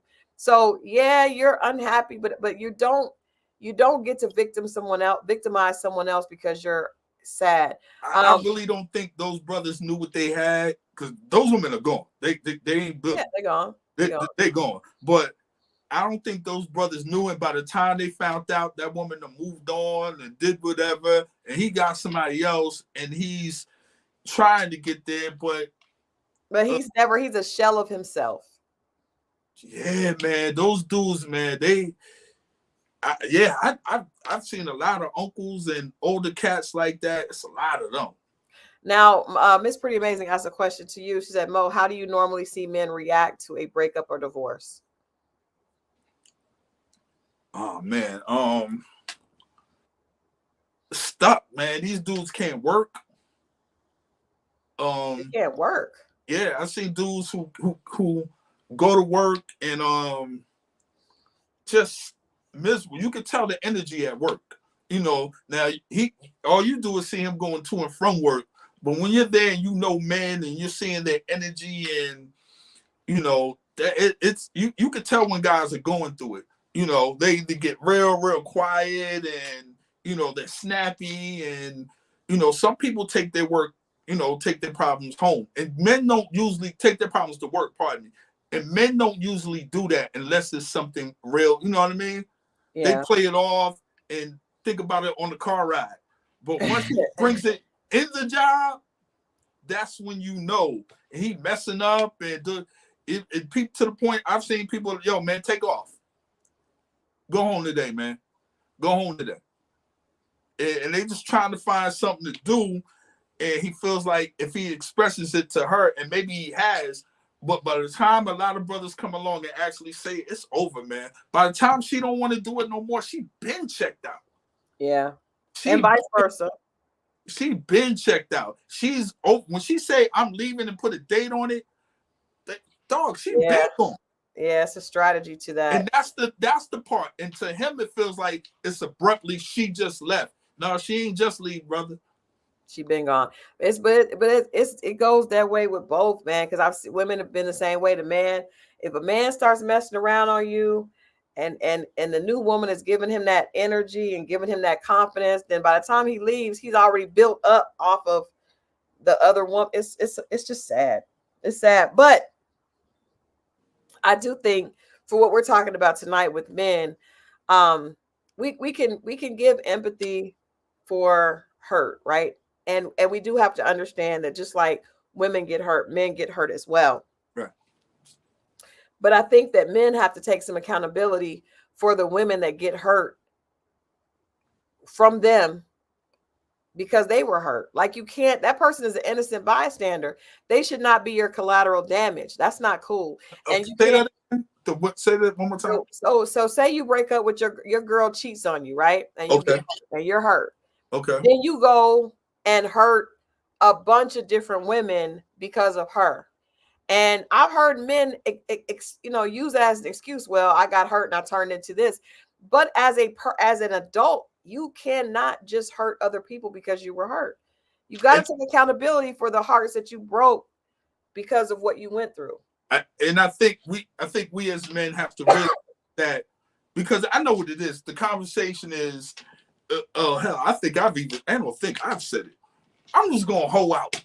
Yeah. Yeah. You know what I mean? You told me that. Yes. Yeah, that's what I'm saying.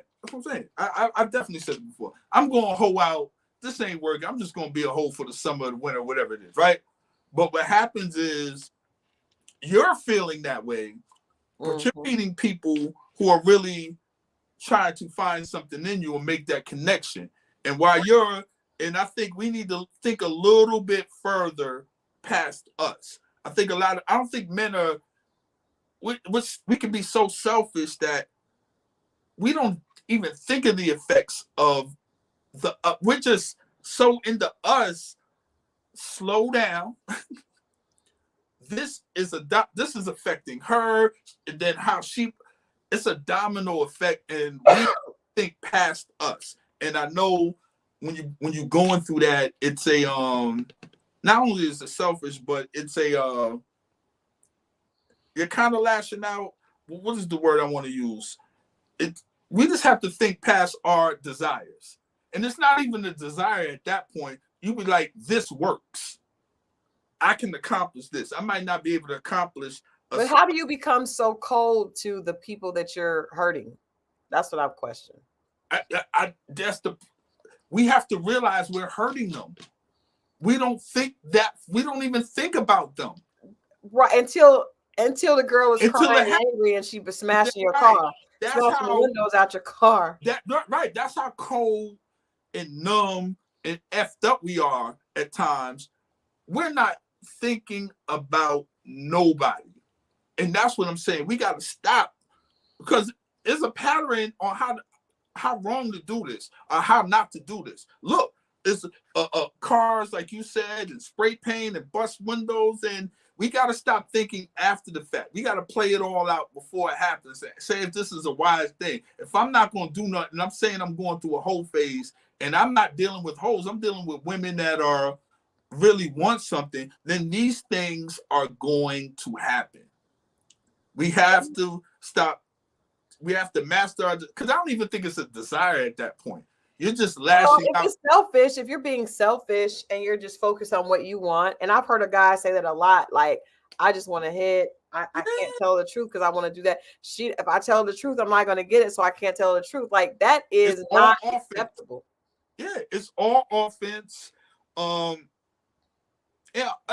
Especially if you at the age that we're talking about, you know better. But I think we have to teach boys better. No, we do. But somebody older has to teach the young men. They're not teaching each other this. We have to reach back down and tell them, like, yo, I see what you're doing. I hear you, but I need you to think about this. Yeah. You know, when it comes from a woman, a lot of times she's only going to get defensive or going to be like, you don't understand. So we, as older men, have to reach down and really have this older man to younger man conversation about a lot of things. But I would just like to say, and I think that I have been, a friend of mine told me that he's like, Christal, I appreciate you trying to hold other women accountable. I think men have to do that for each other. And we need to see men hold each other accountable. Brittany says, our generational narrative have been teaching young Black boys to hide their emotions. We just have to change this narrative. And that's true. I think that there is a great movement towards that, with a lot of Black men now acknowledging and going to therapy, or being open to go to therapy, or being open to have conversations. And really, like Mo says, believe it or not, probably some of this irritating conversation that we hear on social media is actually them just getting it out. And it may sound toxic. It may sound toxic right now, but they probably need to get it out. Yeah. Just let them flush this out and feel like they're being heard. And I think we can start changing. But if we keep cutting them off and not letting them get it out, we keep hitting the restart button. Like, if my advice to women is like, don't keep, why y'all keep, just let them talk, be quiet. I'm going to say be quiet, but just listen and let them flush it out. And I think once they, like we heard, and they're not being interrupted, then we can start the process of, okay, how do we fix it? Or where do we become? But if we keep cutting them off and no, you do this, you do that, that's on both sides. Nothing ever gets done. I think a lot of times the reason that happens is because you hear, if you tell a story incorrect over and over and over again, you start to believe it, right? Right. And so I think a lot of times we hear a story where a man will say something and it's not, if you're blaming a woman over and over again for your own issues, like it feels, it's almost like it's insulting to listen to. Okay. So women are responding, because it's like, that's BS. But the reality is everybody is going to be responsible for their own actions, and karma is real. So to Miss Pretty Amazing, who said that the situation happened and she was going through hurt, there's no way that person is not experiencing hurt as well. Please believe it. You just may not see it, and you know that you're healed when you don't even care about it. But the reality is, whatever you sow, therefore will you also reap.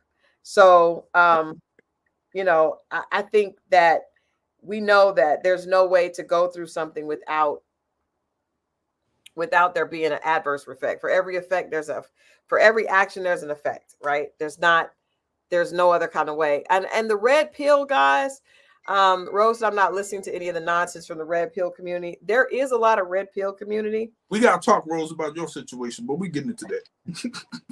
Rose, we need an update, Rose. What is your update, Rose? We need an update, Rose. We need an update.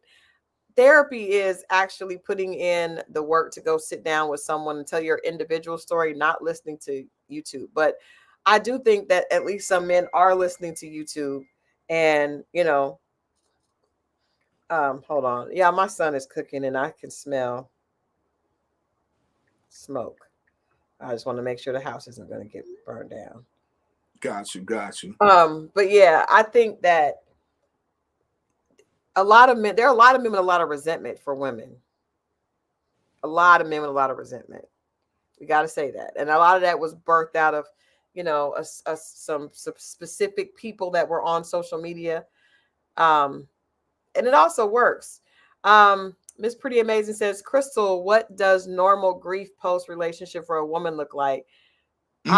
To me, I feel like I took it too hard. No, there's no such thing. I really can speak to this, and I say this to people all the time. And I even say this to my guy friend. Everybody grieves at a different way. Right. If you feel it, then it's valid. And I think as Black women, we have to give ourselves permission to acknowledge our feelings. And I think a lot of times we're taught to push our feelings down as well. I felt like that for a long time. Like I shouldn't still be hurt over this, because I came from a family that if I was crying, my mom would say, well, I'll call you back when you stop crying. Get over it. Get yourself up. You don't have a choice. Old school. Woo. Keep it. That was my mom. So when I said to you guys that I felt like my advice to my guy friend was like, you're fine. You're a nice looking guy. You got stuff together. Get up and get up. Like, that's the same thing I would tell a female friend is, girl, you're fine. It's good. It's his loss. Keep it moving. That's all I was taught. I was never taught to sit with my hurt. So as a result, when I went through something that hurt, I did not feel comfortable and I blamed myself. I felt like I'm weak. And that's not the truth. You got to be able to acknowledge and feel things and know that feeling just makes you human. It doesn't make you weak. It just makes you human. God forbid if you couldn't feel, then you would be a psychopath. So, but yeah, Mama Christal she to this day, I think I was crying about something that, a couple of months ago, and my mom was like, "All right, well, you can't do all that when you're driving. Just Sometimes we need a hug, man. Just hug it. We need my granny, my Vivian Louise. Whew, no. But I mean, you got to understand why a lot of our families were like that, because of where we were as African Americans at that time. If your girl was crying and got down and wasn't taking care of herself, it's easy to become a statistic, you know. And I come from a family that the women were like, "You're not okay. He don't take care of the kids. He don't have to take care of them. Those are your kids." Woo! I mean, just I've heard that before. yeah, that's not right though. That's It is not right. true. Right. You're raising thugs. Yeah, well, that's what. Instead of Guess hugs. what? And that's who we are. Thugs instead And of that's why men are like, hugs. "Oh, they're too strong." Guess what? Because we didn't have a man to protect us, so we had to protect ourselves. No, I'm talking about both parties need hugs sometimes. Half these dudes and thugs need hugs. Yeah, everybody. But I'm just saying, definitely, when you're raising a family without a man, it Right. is women in there surviving. There's no male energy. Then a woman is going to put on a very tough exterior, and she's going to teach that to her daughter. And that part is Gonna bad. raise a thug. And then the other part of bad about it is, she don't know what a man look like. She know what a male, but then she's preaching, "I need a man." Like, how do you know what a man like? What do you She knows what she wants. She doesn't know what it looks like or what it feels like. But I also think that when, like that guy said, I think there are certain types, even if you don't know, if you get quiet with yourself and work on your own pain, then when someone shows up and loves you, love covers everything. So when a person is really loving you, it opens you up to other things. The problem is most of us won't allow ourselves to be loved because we don't know how to accept it. You know, I might be one of the people. I don't know yet. yeah, we're working on more. We're working on more. But no, I any last minute thoughts about this whole idea of women creating bad boys? I don't think that women created bad boys. I would say that the culture and the disconnect on men being in touch with their feelings is what created bad boys. The confidence level, it's not us. I like what you said earlier. I think it's less about the bad boys, or those guys that you think are bad boys, just have to have happen to have a certain level of confidence, right? And we've taken that as, whatever. But I think it's more of a confidence thing than anything. And there are confident builders that you could do to teach to your child, man, or we're talking about men, so young men, because a lot of times that's what it really is. And they think it's based on one thing, clothes or appearance. It's really not, but they don't know that, because the biggest thing about young people is fitting in. What is wrong with our chat? What Brittany Chanel, ma'am. She said, "I'm not speaking literal terms, Sugarfoot." Hilarious. Sugarfoot is hilarious. Rose has given us Rose has given us an update. She says, "We're in touch, but I want to be clear. I am not focused on any one person. It's nice to hear from him, but I'm keeping options open and dating around." We are in solidarity with you, Rose. There you go, Rose. We like it and keep, but enjoy. Hold on. I think Tamasha is joining us. Let's see if we can get her in, if her sound is on. Blink 182. Don't tell her to throw that man away. Maybe she wants that man. You maybe that man is, we don't know. What's up, Tamasha? What's up? Look, listen, okay, I had to get it together. I had to smoke mine all the way down because y'all was hitting some stuff, and I was like, okay. So what's up, y'all? Hey. What's up? How are you? Hey. Look, okay, because look. You know what? I ain't got time for this shit. I got to tell on myself. Okay. I said, you know what? We welcome because the truth. I said, you know what? This. Let me put that. Let me. We got. I'm not smoking no contraband. YouTube police. Don't do me. Let me just get that out there now. And let me put my disclosure out there, okay?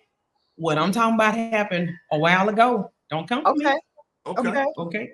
I'm talking Okay. about for the people that's real weird. Like I heard some lady went to jail because somebody on YouTube called the police on her and they came and took her kids. I'm gonna let you know, don't play with We me. don't have any. We Okay. don't. That's not a part of the XO family. We don't do things like that. Yeah, I'm just saying. I'm Tomash, one of the million that be up in the chat. But this is what I wanted to get out though. Okay. I just was like, listen. First of all, I enjoy you guys. I enjoy you guys a lot. I love y'all. We love you. Thank you. Those that don't know me, I jumped in the game on Ready to Love season 8. So paneling and cross Christal, and I enjoyed her perspective. She was one of the few, but I definitely love her perspective and her insight. I like provoking thoughts. I like engaging conversation, and I like to leave with something. Reality TV is cropped for that, but I like to take substance out of the entertainment and make it applicable. So I like that. There you go. Yeah, you know what I'm saying? So on this in particular topic, look, I'm just gonna be honest. Okay. I grew up. I'm gonna start with myself. So I've been a fan of women and men since I was 16 years old. Okay. And so I have a very unique perspective about this, and I stay quiet about it because I had to go through my own school. It was my time for me to learn. And so a lot of what you're talking about, some of it is I can get it from logic, but because I've been in them streets, I'm gonna have to just clear it because what's happening now is it has overflowed and it's running over and it's become culture now. This way that I was operating, it has now become a culture. So it's almost like I come out of this coma from the hit that I went through with the baby season. The past 6 years I've been a mother. I'm 43. Okay. So do the math on that. I didn't get got till I was 36 and a half. So if you listen to me, in spite of the power of what you hear, you can hear me. Yeah. I didn't get got. Look, I didn't get got. Okay. Until I was 36 and a half. I was free. It wasn't that I didn't want babies. It wasn't that I wasn't in the mind of it, but I just wasn't there. Mo, I had my whole season. I was literally, I remember, I would never forget the day. I was all fucked up. Literally. And I was just like, I can't do it no more. Okay. Men, I used to see y'all like my sex slaves. Okay. You know what I'm saying? Because I felt like, okay, I grew up with 3 uncles, 6 aunties, and I've seen men get at us. And as a young woman, my grandmother never, and no woman, praise God, ever poisoned me to see men another way. No, I didn't grow up with that. But that crying thing, that's a weak woman. That's a weak woman. So just to hit you, it ain't an old school thing. There's some power in that thing. Because too much crying can do something to you. Too much crying can bend your mind and break your soul. So you have to. But I also think tears are it also necessary, right? No, it's necessary, but too much crying, you can get stuck. It's kind of like creating a mud. So a lot of that avoidance that they didn't want us to get caught in, they didn't want us to get caught in the emotion of a thing. So, but I've never had a woman tell me don't ever love a man. If anything, you actually get told almost like submission to a man. You get like groomed on how to treat them the right way because of the mistakes or the avoidances that they try to keep you from making. Now, they may have been. Who taught you this? Was it your mother or your grandmother or who? Oh, this is just me sitting down watching us. But my mother, grandmother, and the women were my example. I didn't grow up with this. I don't know nothing about that. What are you rolling your neck? I didn't grow up with this and the rolling of the eyes. I grew up like real Muslim. Women knew how to talk. Opinion, yes, but you watch your tone. Say what you need, but you watch what you say. When men are in the room, step out. You don't come around his male friend talking too much. You stand by him. You know what I'm saying? You don't go through a man's pockets when he, so you don't touch a man's stereo. It's just a man that's a man. And if he's sitting quiet in a chair, you don't bother. And that wasn't a issue in my mind because to me, that was what that man needed to process. And that means that put weight on me as the woman to do what I was expected to do. And so as I started to venture into dating with my men, because of course I like men, I didn't find that. And so that was a problem because at the same time, I wasn't finding it because of my success. I was in ROTC in high school. I didn't have babies in high school. Like I said, I'm 43, so I graduated in 99. And during that time, pregnancies was moving. I wasn't out there doing that, so I didn't have that going on. I went Air Force. So just off the top, saying Air Force, they're like, oh, you smart. So now they really don't want to talk to me. So that opened up the door to my non-disclosure lifestyle. My lovers. We couldn't have a relationship, so we could just be lovers. We had an understanding. So my bearing, I could be right in the room with you and have slept with your man. You're not gonna know. And while you think I'm gay, I'm sleeping with your man. So to me, I learned the power in communication on a certain level. And I'm saying all this because contrary to all the philosophies of today, because I hate this 2020 on generation, everything has to make sense with a word. And everything has to, it's just, some things just are. It's called human nature. And at that particular time, I was going through some real development where I, as a young lady, was learning some things about myself, that was in me. It was time. So now, side by side was my women factor. Now I grew up again in the generation where it wasn't about no gay marriage. You did a threesome with your man. Everything was centered around that man. You see what I'm saying? So it was always that. You may have slept with your friend, but that's your man. So fast forward, we get into wait a minute. Wait. Back up. You're going fast. Hold on. You're going fast. Yeah, I threw that thing. Come on. So you said, come on back. You said you may sleep with your friend, but it's still you're doing it with your man, or what? What? No, I'm saying, like, you like, for example, okay, y'all may have had a threesome with that man, but that don't take away from that still your man. That didn't mean I wanted to marry you just because I had a threesome with you. Like, it was just a threesome. It was just sexual. It didn't become an identity. It wasn't polygamy. It was just that. And just for clarity, hold on, because is there? So in those situations, were you attracted more so to the woman, or was it just like, this is just something to please the man? Because I'm gonna tell you why I'm asking this, because I know here I learned in Atlanta, I was baptized by fire while representing a bunch of rappers. There are a lot of men. There's a lot of men who would tell their girls that's what they wanted. So there were girls that would say, I'm not gay, I'm not even attracted to women, but okay. Oh no, I'm here. I got that child running around. So I'm just we don't want the baby to be a part of this conversation. But girls that would say, I'm not attracted to women, but I would do this for my man. And I've always felt like that was. I think she can still hear you. Okay, so I've always felt like listen. That was almost like I feel sorry for those girls, because I feel like if you would do something that's outside of your natural inclination to make someone else happy, and we know that a man is not gonna be with another man just to make the woman happy. We know that. So I'm just trying to get some clarity on, is it because you wanted to do that, or was it because you felt like you wanted to please the man? Okay, it was both in my case, but just to give clarity on that, because what you're talking about is two different things. And I will say to the people that have had those experiences because they were trying to please their man, I don't like that. I don't condone that, because you don't want to subject yourself. That's just like when Sandia was being forced to kiss Jody or whatever because of Chris asking. I don't support that at all, because you're subjecting yourself now to make a self-sacrifice. And this, whether you believe it or not, is the reason why you're pissed off, sis. Or bro, because I know some dudes that get, because they woman. I mean, I actually know more women that did some damage. So I know, like, I used to date an escort, so I know what's going on. And so when, you know what I'm saying? Like, I've seen both sides of this on a few levels. And then here it is, 4 or 5 months, they blowing up because you did something out of yourself that you didn't want to do. And you self-sacrificed yourself and you submitted that power. So now you've lost that. No, anything that I do, it has to be 100% consensual. There's certain things that I just don't participate in. I don't care what's going on if I don't want to. And so because of that, because I had to learn that, that's why I don't do threesomes, because of that. I keep those worlds separate. So that was something I did. I didn't cross thread. I didn't cross that, if I was dating her, I was dating her. If I was dating him, I was dating him. But that was more or less, the military more or less gave me that room to play, because rank and fraternization, we kept it quiet, don't ask, don't tell. So I learned a different level of sexual maturity with that, how to hold yourself together and keep that. So now moving in civilian world, and now here it is where, I'm 30 and you know what I'm saying? I'm out and everybody don't have their babies and I'm still with the receipts. I ain't been touched. I ain't got. You can't catch me. I'm fly. I'm a Gemini. I'm gone. And I'm number one. You know what I'm talking about, Mo. I ain't got a man walking up to me at 30. They was following me around. It was like, you ain't got no baby for real. You know what I'm talking about. Baby. And I was in Alabama. That's why I got. That's where they came from. They said they daddy. I blame y'all. Let me tell y'all something. I'm tired of y'all.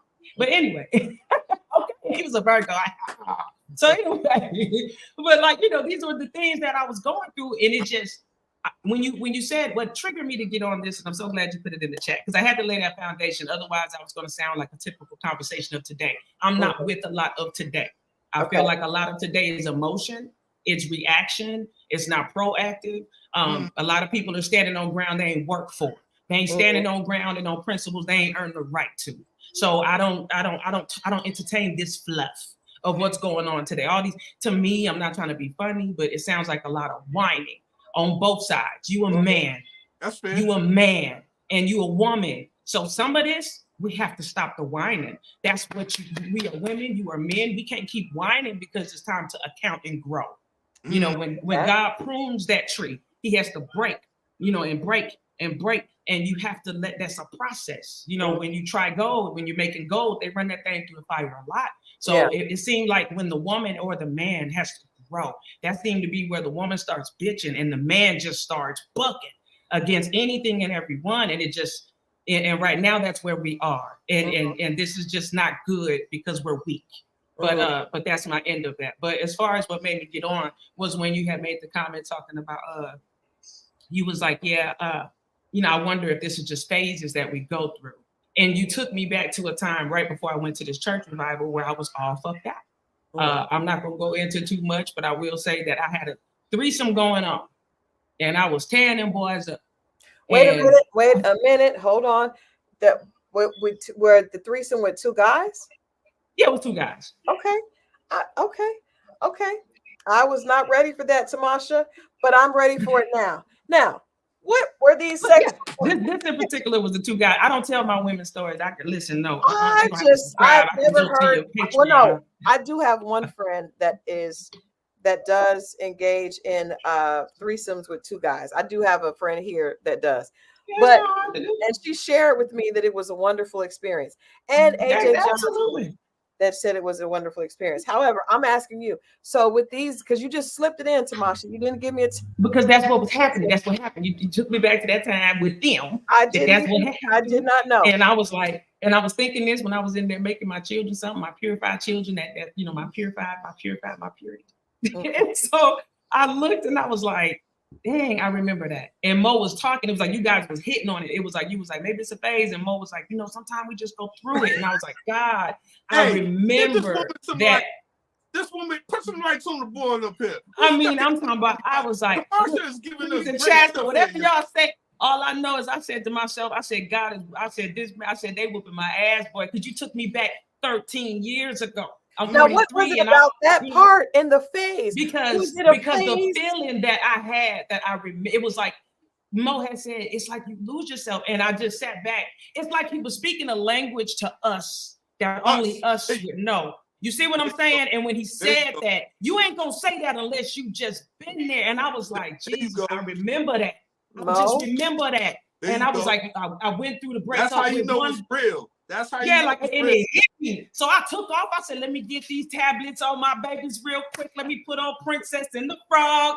I said, I'm gonna get on this chat. And he was like, I'm gonna put this in the chat. I said, I'm gonna put this Now, Tamasha, now we have questions because Mo did share with us his threesome story. But this one sounds different. I'm actually more interested in this one than Mo's. Especially with the. You know what? Instead of the threesome, I will tell you the story about the no nickel hold man. Hold on. You can't. Hold on. You introduced it. You got to answer the questions.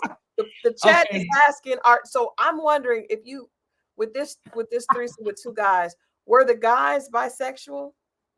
Nah, but you know what? See, it's funny. You said that. Look, listen. Okay, this right here's what happened. I was, you know what I'm saying? That is so this is what happened. No, it's not. It was no listen. It was listen. Okay, so what happened was I was on a spree. I went through a breakup with a girl, and that bitch was crazy. And when I dealt with her, I was angry. I ate. I kept eating, and I was so used to seeing on TV crying and eating, so I didn't associate anger and eating. And so I got up to 280 something pounds talking around with this anger and being depressed because of this breakup. What? So after that, I'll send you a picture, girl. So after that, breakup, I remembered another one. This is a couple years prior that led up to where I was did like, you have the threesome at that size? No. Girl, they love that in the South. Girl, they don't care. I'm just curious to know. Okay. Girl, in the South don't care. They used to call me skinny and thought I was sick when I moved there because I'm from Cali. Man, they blew me up down there. Them men didn't care. I was running out of breath and everything. They didn't care. They was spinning my ass around. God, they didn't give a damn. You mean they didn't care? That's how these babies got. No, well, actually, when I had these babies, I was fine. I do know but that, baby, it was Alabama, baby. Hey, let me tell you something. That Roll Tide, War Eagle, they love the West Coast. Okay, I ain't had no problems. So listen. So I'm trying to lay this foundation. So then I went through a breakup with a dude, and I was like, man, and I was like, okay. So then I got all sad, and I was like, but I became a workaholic. So it was at that point that I started noticing different, like as you guys was talking, it took me back to those different ways of expression. It wasn't always sexual. I went workaholic one round, I ate one round, and it was like at this point, about 30, I was everything turned around for me, and I went through that hoeing. So when you said that, I was like, oh Jesus, I remember that. I was at one of the highest paying jobs in the city. I was working at a manufacturing plant. They were getting paid because they love the military. And I'm talking about no kids, no nothing. I'm talking about every week bringing home $3,000. You was in Huntsville? You was in Huntsville?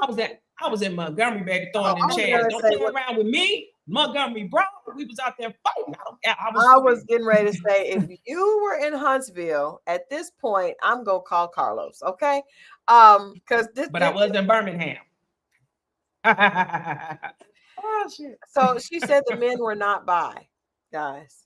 The men were no, these were straight men, but I will say this on the side of that. A woman, okay, you know what? I'm gonna say this right now.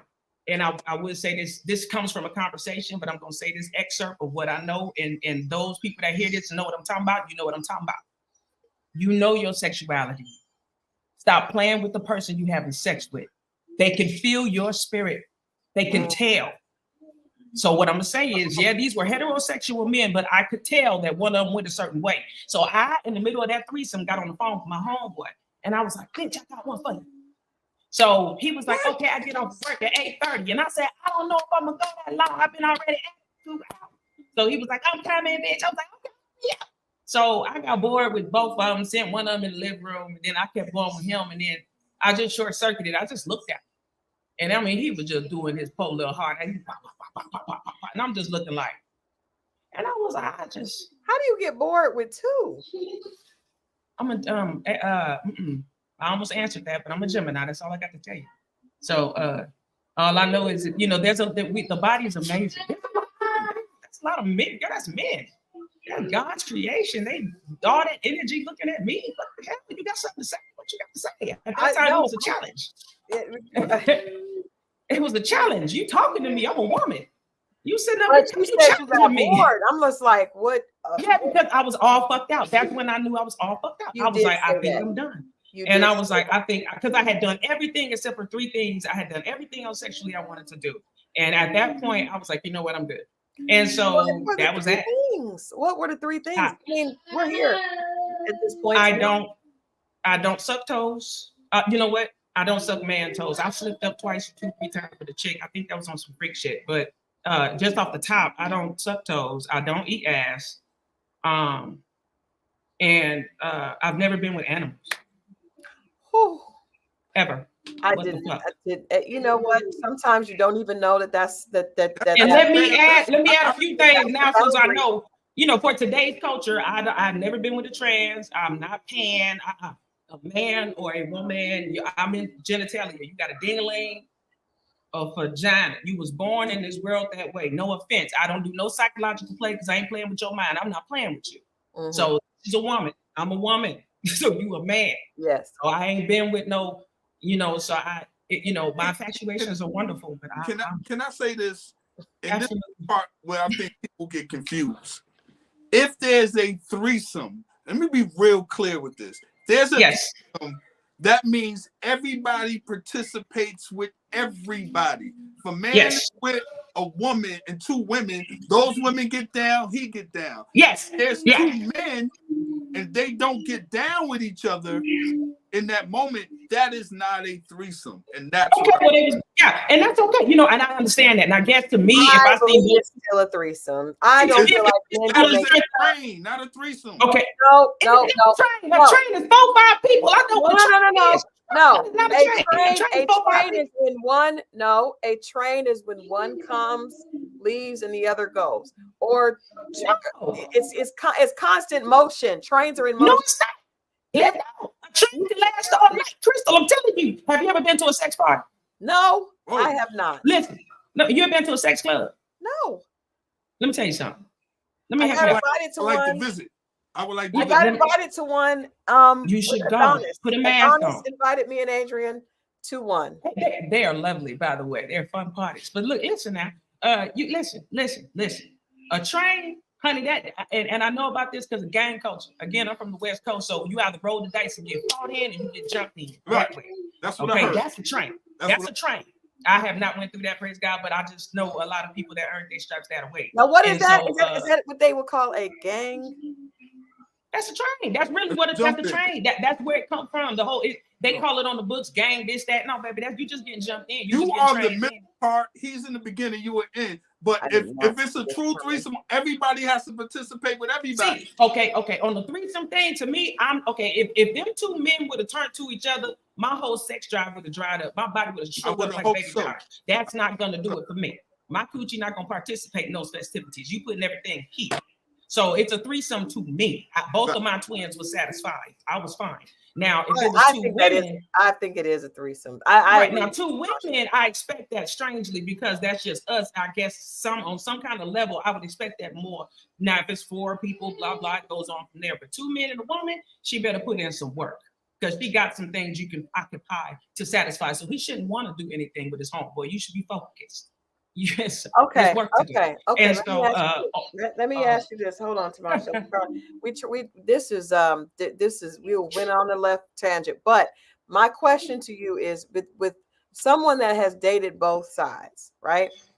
What are the differences that you see when it comes to, because we were talking about like men dealing with pain and hurt. Yes. What are the differences from your perspective being with both and how they handle rejection, and what is that? What is that like? Something I can say as far as that. Let me wrap this up just to get this out the atmosphere. Did the threesome. I was all fucked out. Went to church. Got prayed over. Found out what my issue was. I had to get healed in my soul. Yep. I had been just moving from one relationship to another. And I had been filling in these areas with things that would satisfy me. I had fillers, but they wasn't solid. And it wasn't, and I was just running into wall after wall. My work got affected. My performance got affected. I started drinking. Things I wasn't even doing. I didn't start smoking until I was 32. You see, you know what I'm saying? Like things just started bubbling up in me that I didn't even know was there. And it wasn't even nothing necessarily related to anything specific. I didn't go through no traumas per se, but just going through adult life and not taking time to really transition. Like I know people say therapy, I'm supportive of all this shit, but to me, you are the first therapist and God is talking. If you just slow down, turn that phone off and chill out for a second, you can hear. Now, utilize all the resources also, but don't count God out either. You know, so he will send you the resources to help you, but he's the one that does that. So to me, I had to start there and really deal. And what I uncovered was even though my parents were teenage parents when they had me, and even though they always shared love, because it was not the lesson I took from them was teenagers having sex make babies. That was the message. So they never spoke ill. I didn't grow up with that, praise God, with that nastiness, okay? But as a woman, it hurt. Because still to this day, I haven't seen him. And I'm born 17 minutes before his birthday. I don't put 2 children in this world. I don't been with a man that has died. My mama's gone. The only parent that I actually knew. So I really don't even know this man. We wasn't in the same room when I was born. So we've never inhaled air. That yolk is gone. So I really had a confrontation. It was weird. Like an Antoine Fisher, it's on film. My friend actually recorded me doing it where I confronted him. And it was like my soul got healed. Because I was about 34 when this happened. It took some time and it just happened. And it was like, I just told him, I did some nasty things looking for you in this world. I let men do some nasty things to me because I needed you to hold, to harness, to break me as a woman. Mothers build you up, but your daddy come and, he puts that check in there. Pull that dress down. Don't talk to that boy. Back up. Put some space there. That's the daddy. Mama be, oh, ain't that cute? But daddy put that order in there. So my uncles was excellent, but I needed him to speak to that blood because I knew that I was dealing with something powerful. Some of us are born with some strong inclinations towards some things. And my sexuality was something that my mother didn't deal with. So I said, where is this coming from? Like it just seemed natural for me to do a lot of things that I should not have been doing. And so that healing is what led to me being on my hiatus for 2 years. I didn't do anything. I just chilled out. And that's when I met their father. And the rest was that. And so I actually played fair by that man. Now, and he went through it too. I didn't find out his hurt until he was drinking with a friend and I heard him bubble it out. And I was looking like he's never said that. So that's what I meant when I put the comment. I think us as women give a lot of grace. We do it from the jump. We hear you, we heard you. And when you presented yourself, we took you at your word. And I hate it because I'm gonna be honest, I've been with women and have had to be the dude. I've walked, even though I'm not a man, I fit some of y'all shoes. I paid bills and got hair done and seen the kids that the daddy didn't want to come deal with because she wasn't giving him no coochie. And I've seen the nastiness. I would love to look at him and say he was hurt. But there was no way I could see that pain when he was literally setting her whole there. I mean, and this is not just one man. So when I look at how a man goes through his pain, it is hell on wheels to get y'all to stop. Because a woman, we will cry it out. We would talk it out with our girlfriends. But we will never do. Not saying that none do, because we seen with Left Eye and a few others did in life. But overall, though, the average woman's not just gonna jump and just destroy like how Hollywood portrays today. That's not real. And so we've normally tolerated a lot before we start saying what's going on. We normally start tolerating them. We've held on. We've tried every way of talking to you, even to where you may think we're sleeping with your friend because we talking to him, trying to get through. And it seemed like it's not until the breakup or cheating or something tragic happens before y'all be like, man, and then we got to deal with your feelings. And because you haven't been groomed in your feelings, and you're mad because we're not doing what you need to feel better. Now we have a problem because for the first time, it's not these lips that's talking to you. It's these lips. And now I'm pulling on that man in you because I'm not the mother. And as women, we're naturally maternal. So that's why you feel safe. But when you come across that woman, oh, it's a war. And so watching the pain of it, when I look at the gay community or any LGBT community, I don't even like the letters because to me, it's so scribbled. I've seen happily married men, beautiful men, marriage, family, money, sleep with a man and tell that man she don't do me like you do. She don't understand me or she doesn't feel my pain. I've seen these men, and this is why the trans community is so mad because we can know as a woman 99 secrets, but you tell that most powerful one to them. And so what you think you just did, you know what I'm saying? Now they mad at us, you know what I'm saying? So that's a whole nother world, so when a man, I've seen men hurt and you're right. They mess up at work, and a man don't play about his money. So when it gets to that point, he bothered. But to me, when I see that every man I've come across, I've always asked him, so how long has this been going on? Man, she been talking about, man, that's all she do is complain. So I'll rephrase the question. So how long has she been complaining? Man, she been complaining for like years, man. And what has she been saying? Right. And then boom, you know what I'm saying? So to me, that's more or less how, you know what I'm saying, how that is. It's just I don't know what it takes for y'all, and I a woman is built to try to please, and I don't know what it is, what it takes for y'all. We are built for y'all. I think it's community. When a woman hurts, the community gets around her. Society, social, that everybody gets around the woman when she's hurt. Let a woman get let a woman get a flat tire out here right now and start crying, white or black. Everybody's gonna come and say what's wrong. When you don't think that the same thing, they're gonna tell you, "Hey, bro, you need to figure it out. Beat the horn and keep going." There is a pacifier hanging around all the men's necks today. You guys have screamed for so much attention. like, and I've been asking the question, what is it that you need from us more than what we have already given? Like, there's not in every picture of a black man hung, there's a black woman watching that has to tell her son what you should, you know what I'm saying? Like, we've had to pick it up. You know, I and it's feel not, like, Tyrese, what more do you want from me? Because you know what I'm saying? usually, Like, what more do you want from me? Because like, I'm you telling want you, we have done it, and it may not be in the way that you asked for, but yes, women, to Tamasha's point, every man that I know that has done this, right? It's like, even this guy, my friend that's hurt, but you hurt someone else and you were okay with that. But it's like when and I feel like a lot of it is because of, like I said earlier, as women, as black women, with the father not in the house, a lot of times we spoil that baby. We spoil that boy, and we make him think that everything that he does come on. is okay. And That's even where it starts. where when we tell him, oh, well, he got 2 little girlfriends, he's gonna be a heartbreaker, and we It don't tell starts him there. that's wrong. You do Yes. not play with women's feelings like that.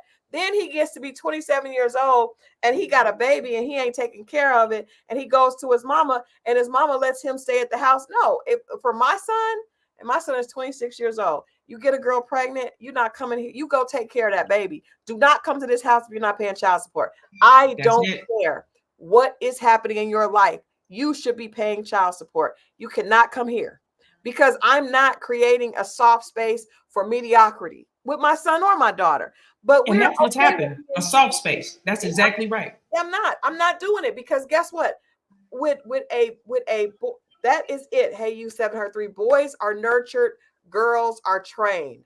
And my mom told me, Christal, call me back when you get over that. When I got divorced, she said, that man didn't make you anyway. Get on your feet and get going. And guess what? Yeah. I did, Masha. I got on my feet and I got going. And got them going. That's when right. a man is not in the house, boys are nurtured. When there's a real man in the house, it's actually the other way around. Exactly. That's what we're. That's. But what I'm saying is, yeah, that's a whole nother issue about a man not being in the house before we got there.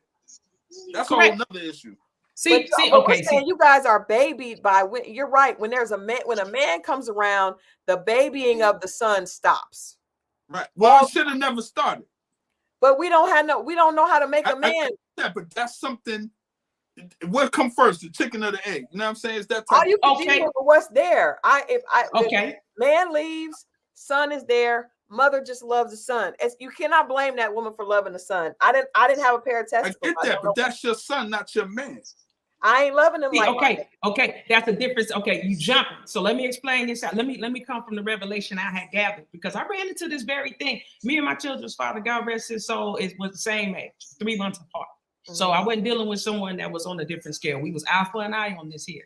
And as someone that had been with women as I have been, I am very open with my partners when I have been with, because of my role. If I was a feminine woman that was with feminine women, they would, you men wouldn't even detect it, and so that's the reason why a piece of this pie, let's cut this pie. One slice of this pie is the fact that we're not being honest. That woman, sir, is not impressed with you, not because of your money and everything that you're doing. She's still in love with that stud or that other girl. That's what this is. And you might think that you ain't dating a full-blown lesbian, but just because she's wearing pumps and a dress. But let me help you, because there's people in the community today that are wearing dresses and pumps, and they like feminine women. So unlike the typical stereotype of looking at a tomboy female or calling her a dyke, you might be thinking that stud. No, your girlfriend. So a lot of these, like, I've known women tried to get with a man, and that man is good, and he tried everything, and they can't seem to connect, and and it's because she, in her heart of hearts, is still tied up to what she authentically likes, and that's that. So it's a problem on that. You got a backpack? Look, if we could talk about that behind scenes. I don't need a backpack. I got an OE bag, baby. I knew you had something. I knew it. All right. I told you what I did. This is going crazy. I wasn't expecting nothing. You did it. We did not do it. No. I didn't mean so that's a piece of this pie. But on the flip, now when it comes down to this parenting dynamic, let me tell you something I learned. Because again, baby daddy was my fair fight. There wasn't no men or women on the side. So for me, it was mind blowing because I was with women. Let me clear phobia up. I wasn't with lesbians. 90% of the women I was with were heterosexual. I'm not gay. So contrary to the public stigma of what they're teaching in the world, I'm trying to break this profiling that we do, thinking that a stud automatically going this or a man that's a trans. No, hear what I'm saying to you. These were straight women. 90% of them were straight. And all of them, if not, had a husband. And so I was blown away because when I would learn about their husbands, they were gorgeous. And I'm like, I'm not saying I'm ugly, but what could be wrong with this? Like, I'm talking about the Shamar Morris to the Morris Chestnuts to the Tay Diggs. And they would tell me something, all of them. When I collected the stories, he broke me. Oh, he took me down through there. I got tired. So it wasn't that they didn't. And the ones that pursued and continued to be lesbian, it wasn't that they don't like men. It's not that they're not attracted to men, but that intimacy has been cut because they can't go there no more. And it short circuits as sexual. So some of our dynamics on that end is screwed up there too, as far as how certain things are. When it comes down to the man and the woman, like me and you, and let's say we have a child, and then we fall out. We just don't get, the pressure of everything is, because a baby, one of the revelations I learned, it's not the children that's the problem. Oh no, they are the illuminators. They are light. And when they come into your life, they expose the areas in your life you could not see. And so God showed me my life and their father's life. So that's why I get so mad when I hear people, you should have known before you had the children. Girl, there are some things you not gonna see until that happens. It's just what it is. The veil sometimes ain't lifted until blood is drawn. That's the mystery of God. So believe that woman and that man when they say that person changed. So to me, the early years, the first 5 years, because the parents, both of them, were not honest, both of them, about what went down, both of them. That's what leads to the teenagers that develop these mindsets that turn into young adults that we now dealing with in the news because they done did some stupid shit or domestic shit or diseases that we got flying off in Atlanta and in Houston. So if mommy and daddy was more honest when that child comes of age to tell the story, we don't have to put it all out there when they're 3. But when you start, when daddy start hearing on the block that the child giving mama attitude, instead of going along with the narrative, just go ahead and beat it to the punch and say, oh yeah, you know what? Let me go on over there and check that child. Because if one thing's, oh yeah, baby, this ain't no joke. That's some fruit snacks. Oh yeah, it's on the mission. Hold on, Tamasha. Hold on. Let's hold on because I feel like we're running at a mile a minute. Yeah, I'm saying. I think that when people are like what you said earlier, I believe is 100% true. That the spirit sees everything, right? Absolutely. So if there's no and I also want to just say that I believe that we cannot disregard the idea of heterosexuality because there are some heterosexual people, right?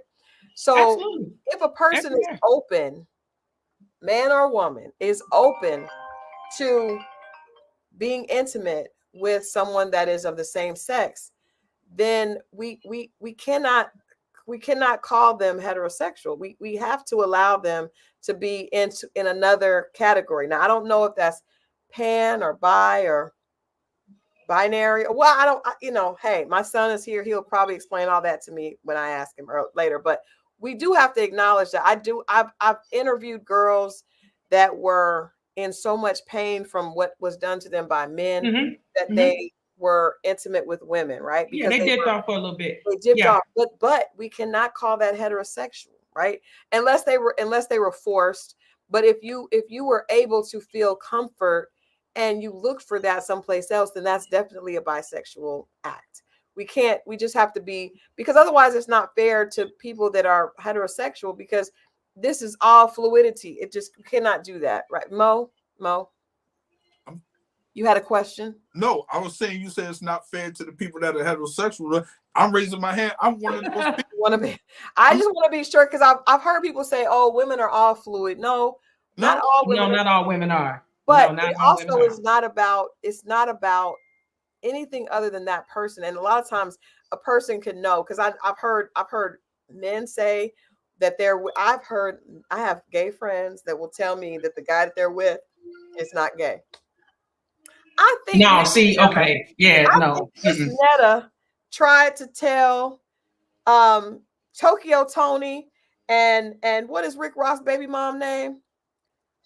The girl with the I big see teeth. her. Go with the Yeah. She tried to tell them that Charles was not gay. Charles is gay, and Charles has been gay for a long time, and it's okay. But I do want to just say that that's Tia. Yeah, Tia and Tokyo Tony straightened her on out and said, "No, ma'am. Listen, No, yeah, ma'am. no, I No, believe. ma'am, Okay, sir." But if you I just want to make sure that we say that. We can't say that because everybody that is a part of that community has shared, well, I was with this person, but they were straight. No, they weren't straight. They were bi or pan or something. They were not. They were straight. Because let me say why I say what I say. I feel that if you have you may have sex drive is driven so much from the mind, it's unbelievable. So if you allow yourself to it's not about having an open mind. If you just end up, most people experience things at college, high school, boot camp, these powerful situations that create this unison type of euphoria with the group of people you're around. So you develop this kind of bond, and things like that can happen. I've heard it happen on both sides. But what I've also heard, the people that were like the men that was seduced or lured into curiosity, they didn't even have a reaction to it. And for those men that did share that, they told me that's how they knew they wasn't into it at all. Because even though they shared emotional connection, they was like, I didn't have a physical reaction. And I said, I respect that. Lord is enough for me to be saying, no, you over that. Listen, now for me, I'm like, oh, okay. But I respect, I'm a big respecter of a person's path into their sexual inspiration. So I'm like, I get it. Now, they've never slept with another man again. They go on and they would look you straight now. That was enough for me, but I get it. Because, okay, that's no different to me than a woman. My best friend was my first. We wasn't pursuing anything. And we were just friends. And we just kind of became closer and closer through high school shit. And so, but she went on and went to college on the East and got married and got kids now. And then I went on, I chose my own path. I still kept going on my shit. So for me, I knew what my path was, but she's totally straight. She ain't messed with another female since. That was just that time.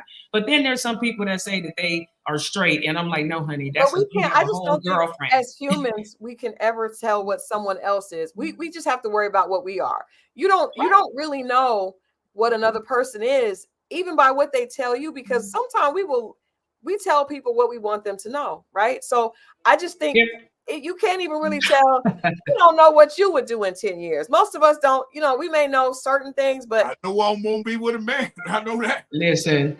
But I'm saying, for somebody else that there are people that have been married to somebody. I know a girl that was a woman that was married to a man for 35 years. And next thing you know, she found out and she knew him. You've been with someone 35 years, you think you know them. I just think you can never say what somebody else is 100% or not. I don't know about nobody but Christal. I would like to think that I know my husband and I know him to a certain extent, but at the end of the day, that is God's child. And that's why I think you have to be connected with God, because God is the only one that can see through. But we got to get ready to get out of here. I know, Mo, we got a time period on this one. But I want to thank you for jumping on, Tamasha. I do think, Tamasha, thank you for sharing. I just had to get on. I had to come and play with y'all. Coming on, and I do think that you did share with us how it's a little the differences with men and women. But I also like the point about, I think a lot of times women are trying to be there for men, and maybe they're just not receiving it, because I do feel like women are trying. Yeah, and I know women that are with men that have dogged them and they just still love them, and the man is not receiving that love. So I think, as my mom would say, don't let no man walk over you like a doormat. Hey. Like you can love somebody and have empathy for them, but not allow them to misuse and mistreat you. And I think that's what we have to do. But I do think we have to realize that we're at the end of the day, we're all people, and whether you're a man or a woman, you can still experience hurt. It just may come out differently. But it's just. I want to leave my little nuggets like y'all leave your nuggets. So let me chop it off here and say this. Okay, for anybody women dealing with men, because they have their own way of communicating. A man will talk to his best friend like a motor mouth, but with us, they'll be looking at us like they don't know how to speak. So I have learned, find that place of friendship with that man. Go back to that place and find it. You're not breaking up with him just because you choose to listen to him and allow him to say what he needs to say and get it off his chest. And he might say something that might rock your boat, but that's okay. Let him get it out. Because if he don't tell you, I'm telling you, as the woman that was this woman I'm about to tell you about, he will find the homegirl and she will listen and do whatever he wants in that moment to make him feel better. So I'm just being 100 with you. I've seen plenty of women with the stilettos and the outfits and everything else, and they look great. But I pulled your man in a tank top and some Timberlands. I listened.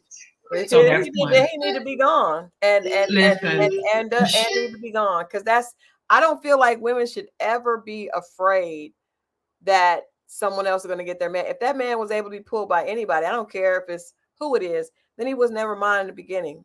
And I think we have to know, you do your best, but you can't, this whole idea of women being the reason the man is cheating. I don't go with that. No, not at all. No, you do what you want to do, baby, because that's what you want to do. If he do what he want to do. And if that's what he wants to do, then let him go. But you do the best you can. You require him to respect you, and you respect him. I think Mo, you sent me this thing today where this older lady was like, to get a man to respect you, you got to respect him first. And I think as long as you are interacting with that person and respecting them, caring about their feelings, and they're doing the same thing. But I am not going to live in fear as a wife, woman doing something. If I don't do it, I may not make it to wash the dishes tonight because I may have something to do. I may not be perfect all the time. If in my imperfection you are looking for an opportunity to cheat, then you never really. You ain't there. Yeah, you was you whack. You was already looking way. Go ahead. That's right. I'm very clear. Start with a conversation, and with men, let's just try to listen more. And with men, convert your ears instead of thinking that she's nagging.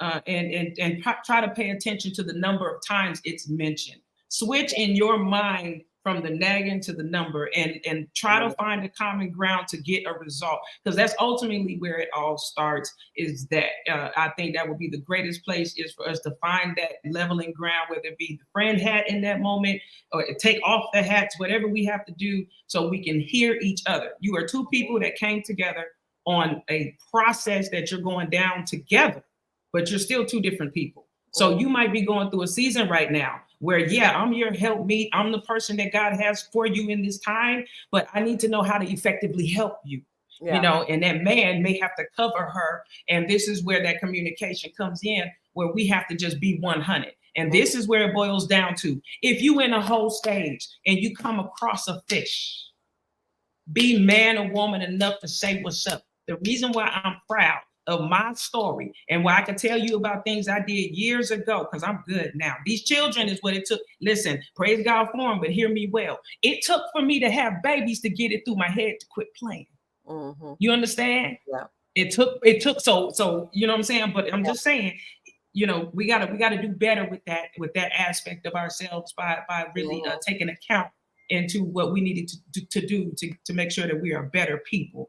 And listening I think to sometimes God does put things in our life to snap us into a different reality. Absolutely. Mo, hold on. Mo, do you have, what are your last words on this whole idea? Because I've done a lot tonight, but initially I want to go back to the idea of men and the fact that being unable to heal often creates a situation where a man adopts a personality that is disconnected.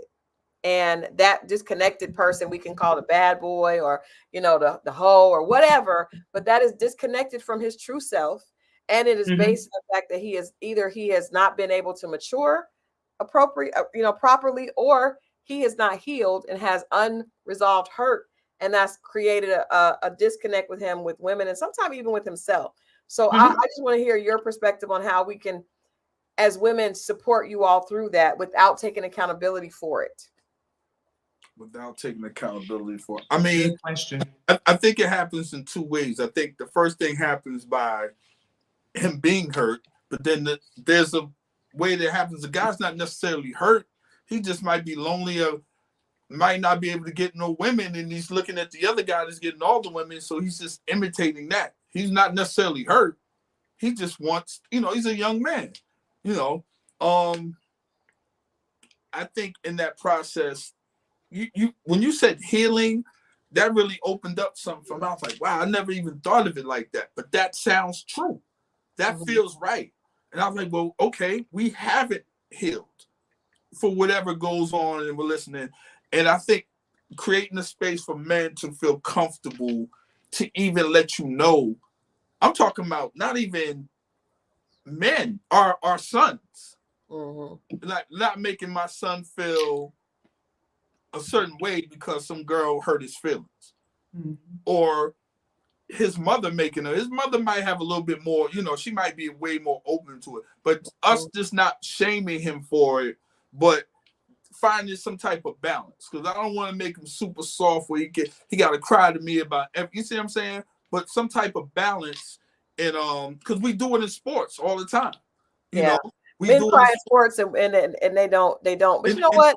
I had a friend tell me one time, well, it was actually somebody I was working with, not necessarily a friend. He said men are not taught how to break things off with women, or how to turn a woman down. So he's like, if you're attracted to a woman, but you don't want to be in a relationship with her, he was like, we as Black men, our dad never told us that it was okay to tell a woman no, or I'm not interested. We just went ahead and went along with it, and then kind of snuck off to the side. I'm gonna go ahead and hit, but I didn't never. We were not taught how to break up with a woman. If I'm unhappy in a relationship, how do I get out of it with still leaving her with respect, but still doing what makes me happy? And I was like, that's really deep. No, it is, and I think you can get there. I was like that at first. I think you can get there, but unfortunately, I'm sure I've heard a lot of people on the way of getting there and then doing it while I was there, and they're disappointed and they're building me up and telling as early as possible, and some still couldn't take it. But yeah, that's a real thing. And I think just being that's the confidence.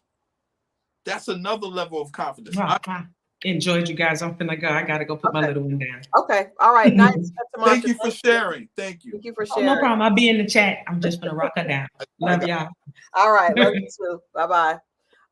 You raised a great good point, and I like that. And that's something I want to even think about some more at another time, and we can go back and address that. But I just think that's a real thing. And I think it becomes a level of confidence, because as much as women say guys are mean, you just prove that a lot of guys aren't naturally mean. Yeah. Because to feel like that, you can't be mean. But you get to a point where you hurt so bad and you can't, that you have to say something. And you start getting to that, and you're like, I don't ever want to feel that way again. So I need to start. At that point, it could be built up, and then there's resentment. No, what I'm saying, telling them enough. Oh shoot, my phone about to die. Yeah, my phone definitely about to die. Okay, we're gonna go ahead and wrap it up. We've been on here 2.5 hours. I was not expecting, but hey, that's the beauty of this. Tune in Friday. Love and Marriage Huntsville. Well, first of all, Family Empire comes back. I have an interview with Jermisha. We're gonna play it Friday, right before the show before our recap, right before the show. So make sure you tune in for that. Yes. Jermisha explains the G1s, G2s, G3s, and her point on that. And then we got some more clips from Love and Marriage Huntsville. I have some intel, so I want to be able to share that on Friday. And then, of course, we're all going to watch on Saturday. I do think that this is going to be the best season ever. There's going to be a lot to talk about. So tune in on Friday for Family Empire. Watch Family Empire. We're back in our groove. And then also we're talking about Love and Marriage Huntsville. We love you guys. Have a good night, and we will see you Friday. Friday, 10 o'clock, y'all. Thank y'all. Staying up.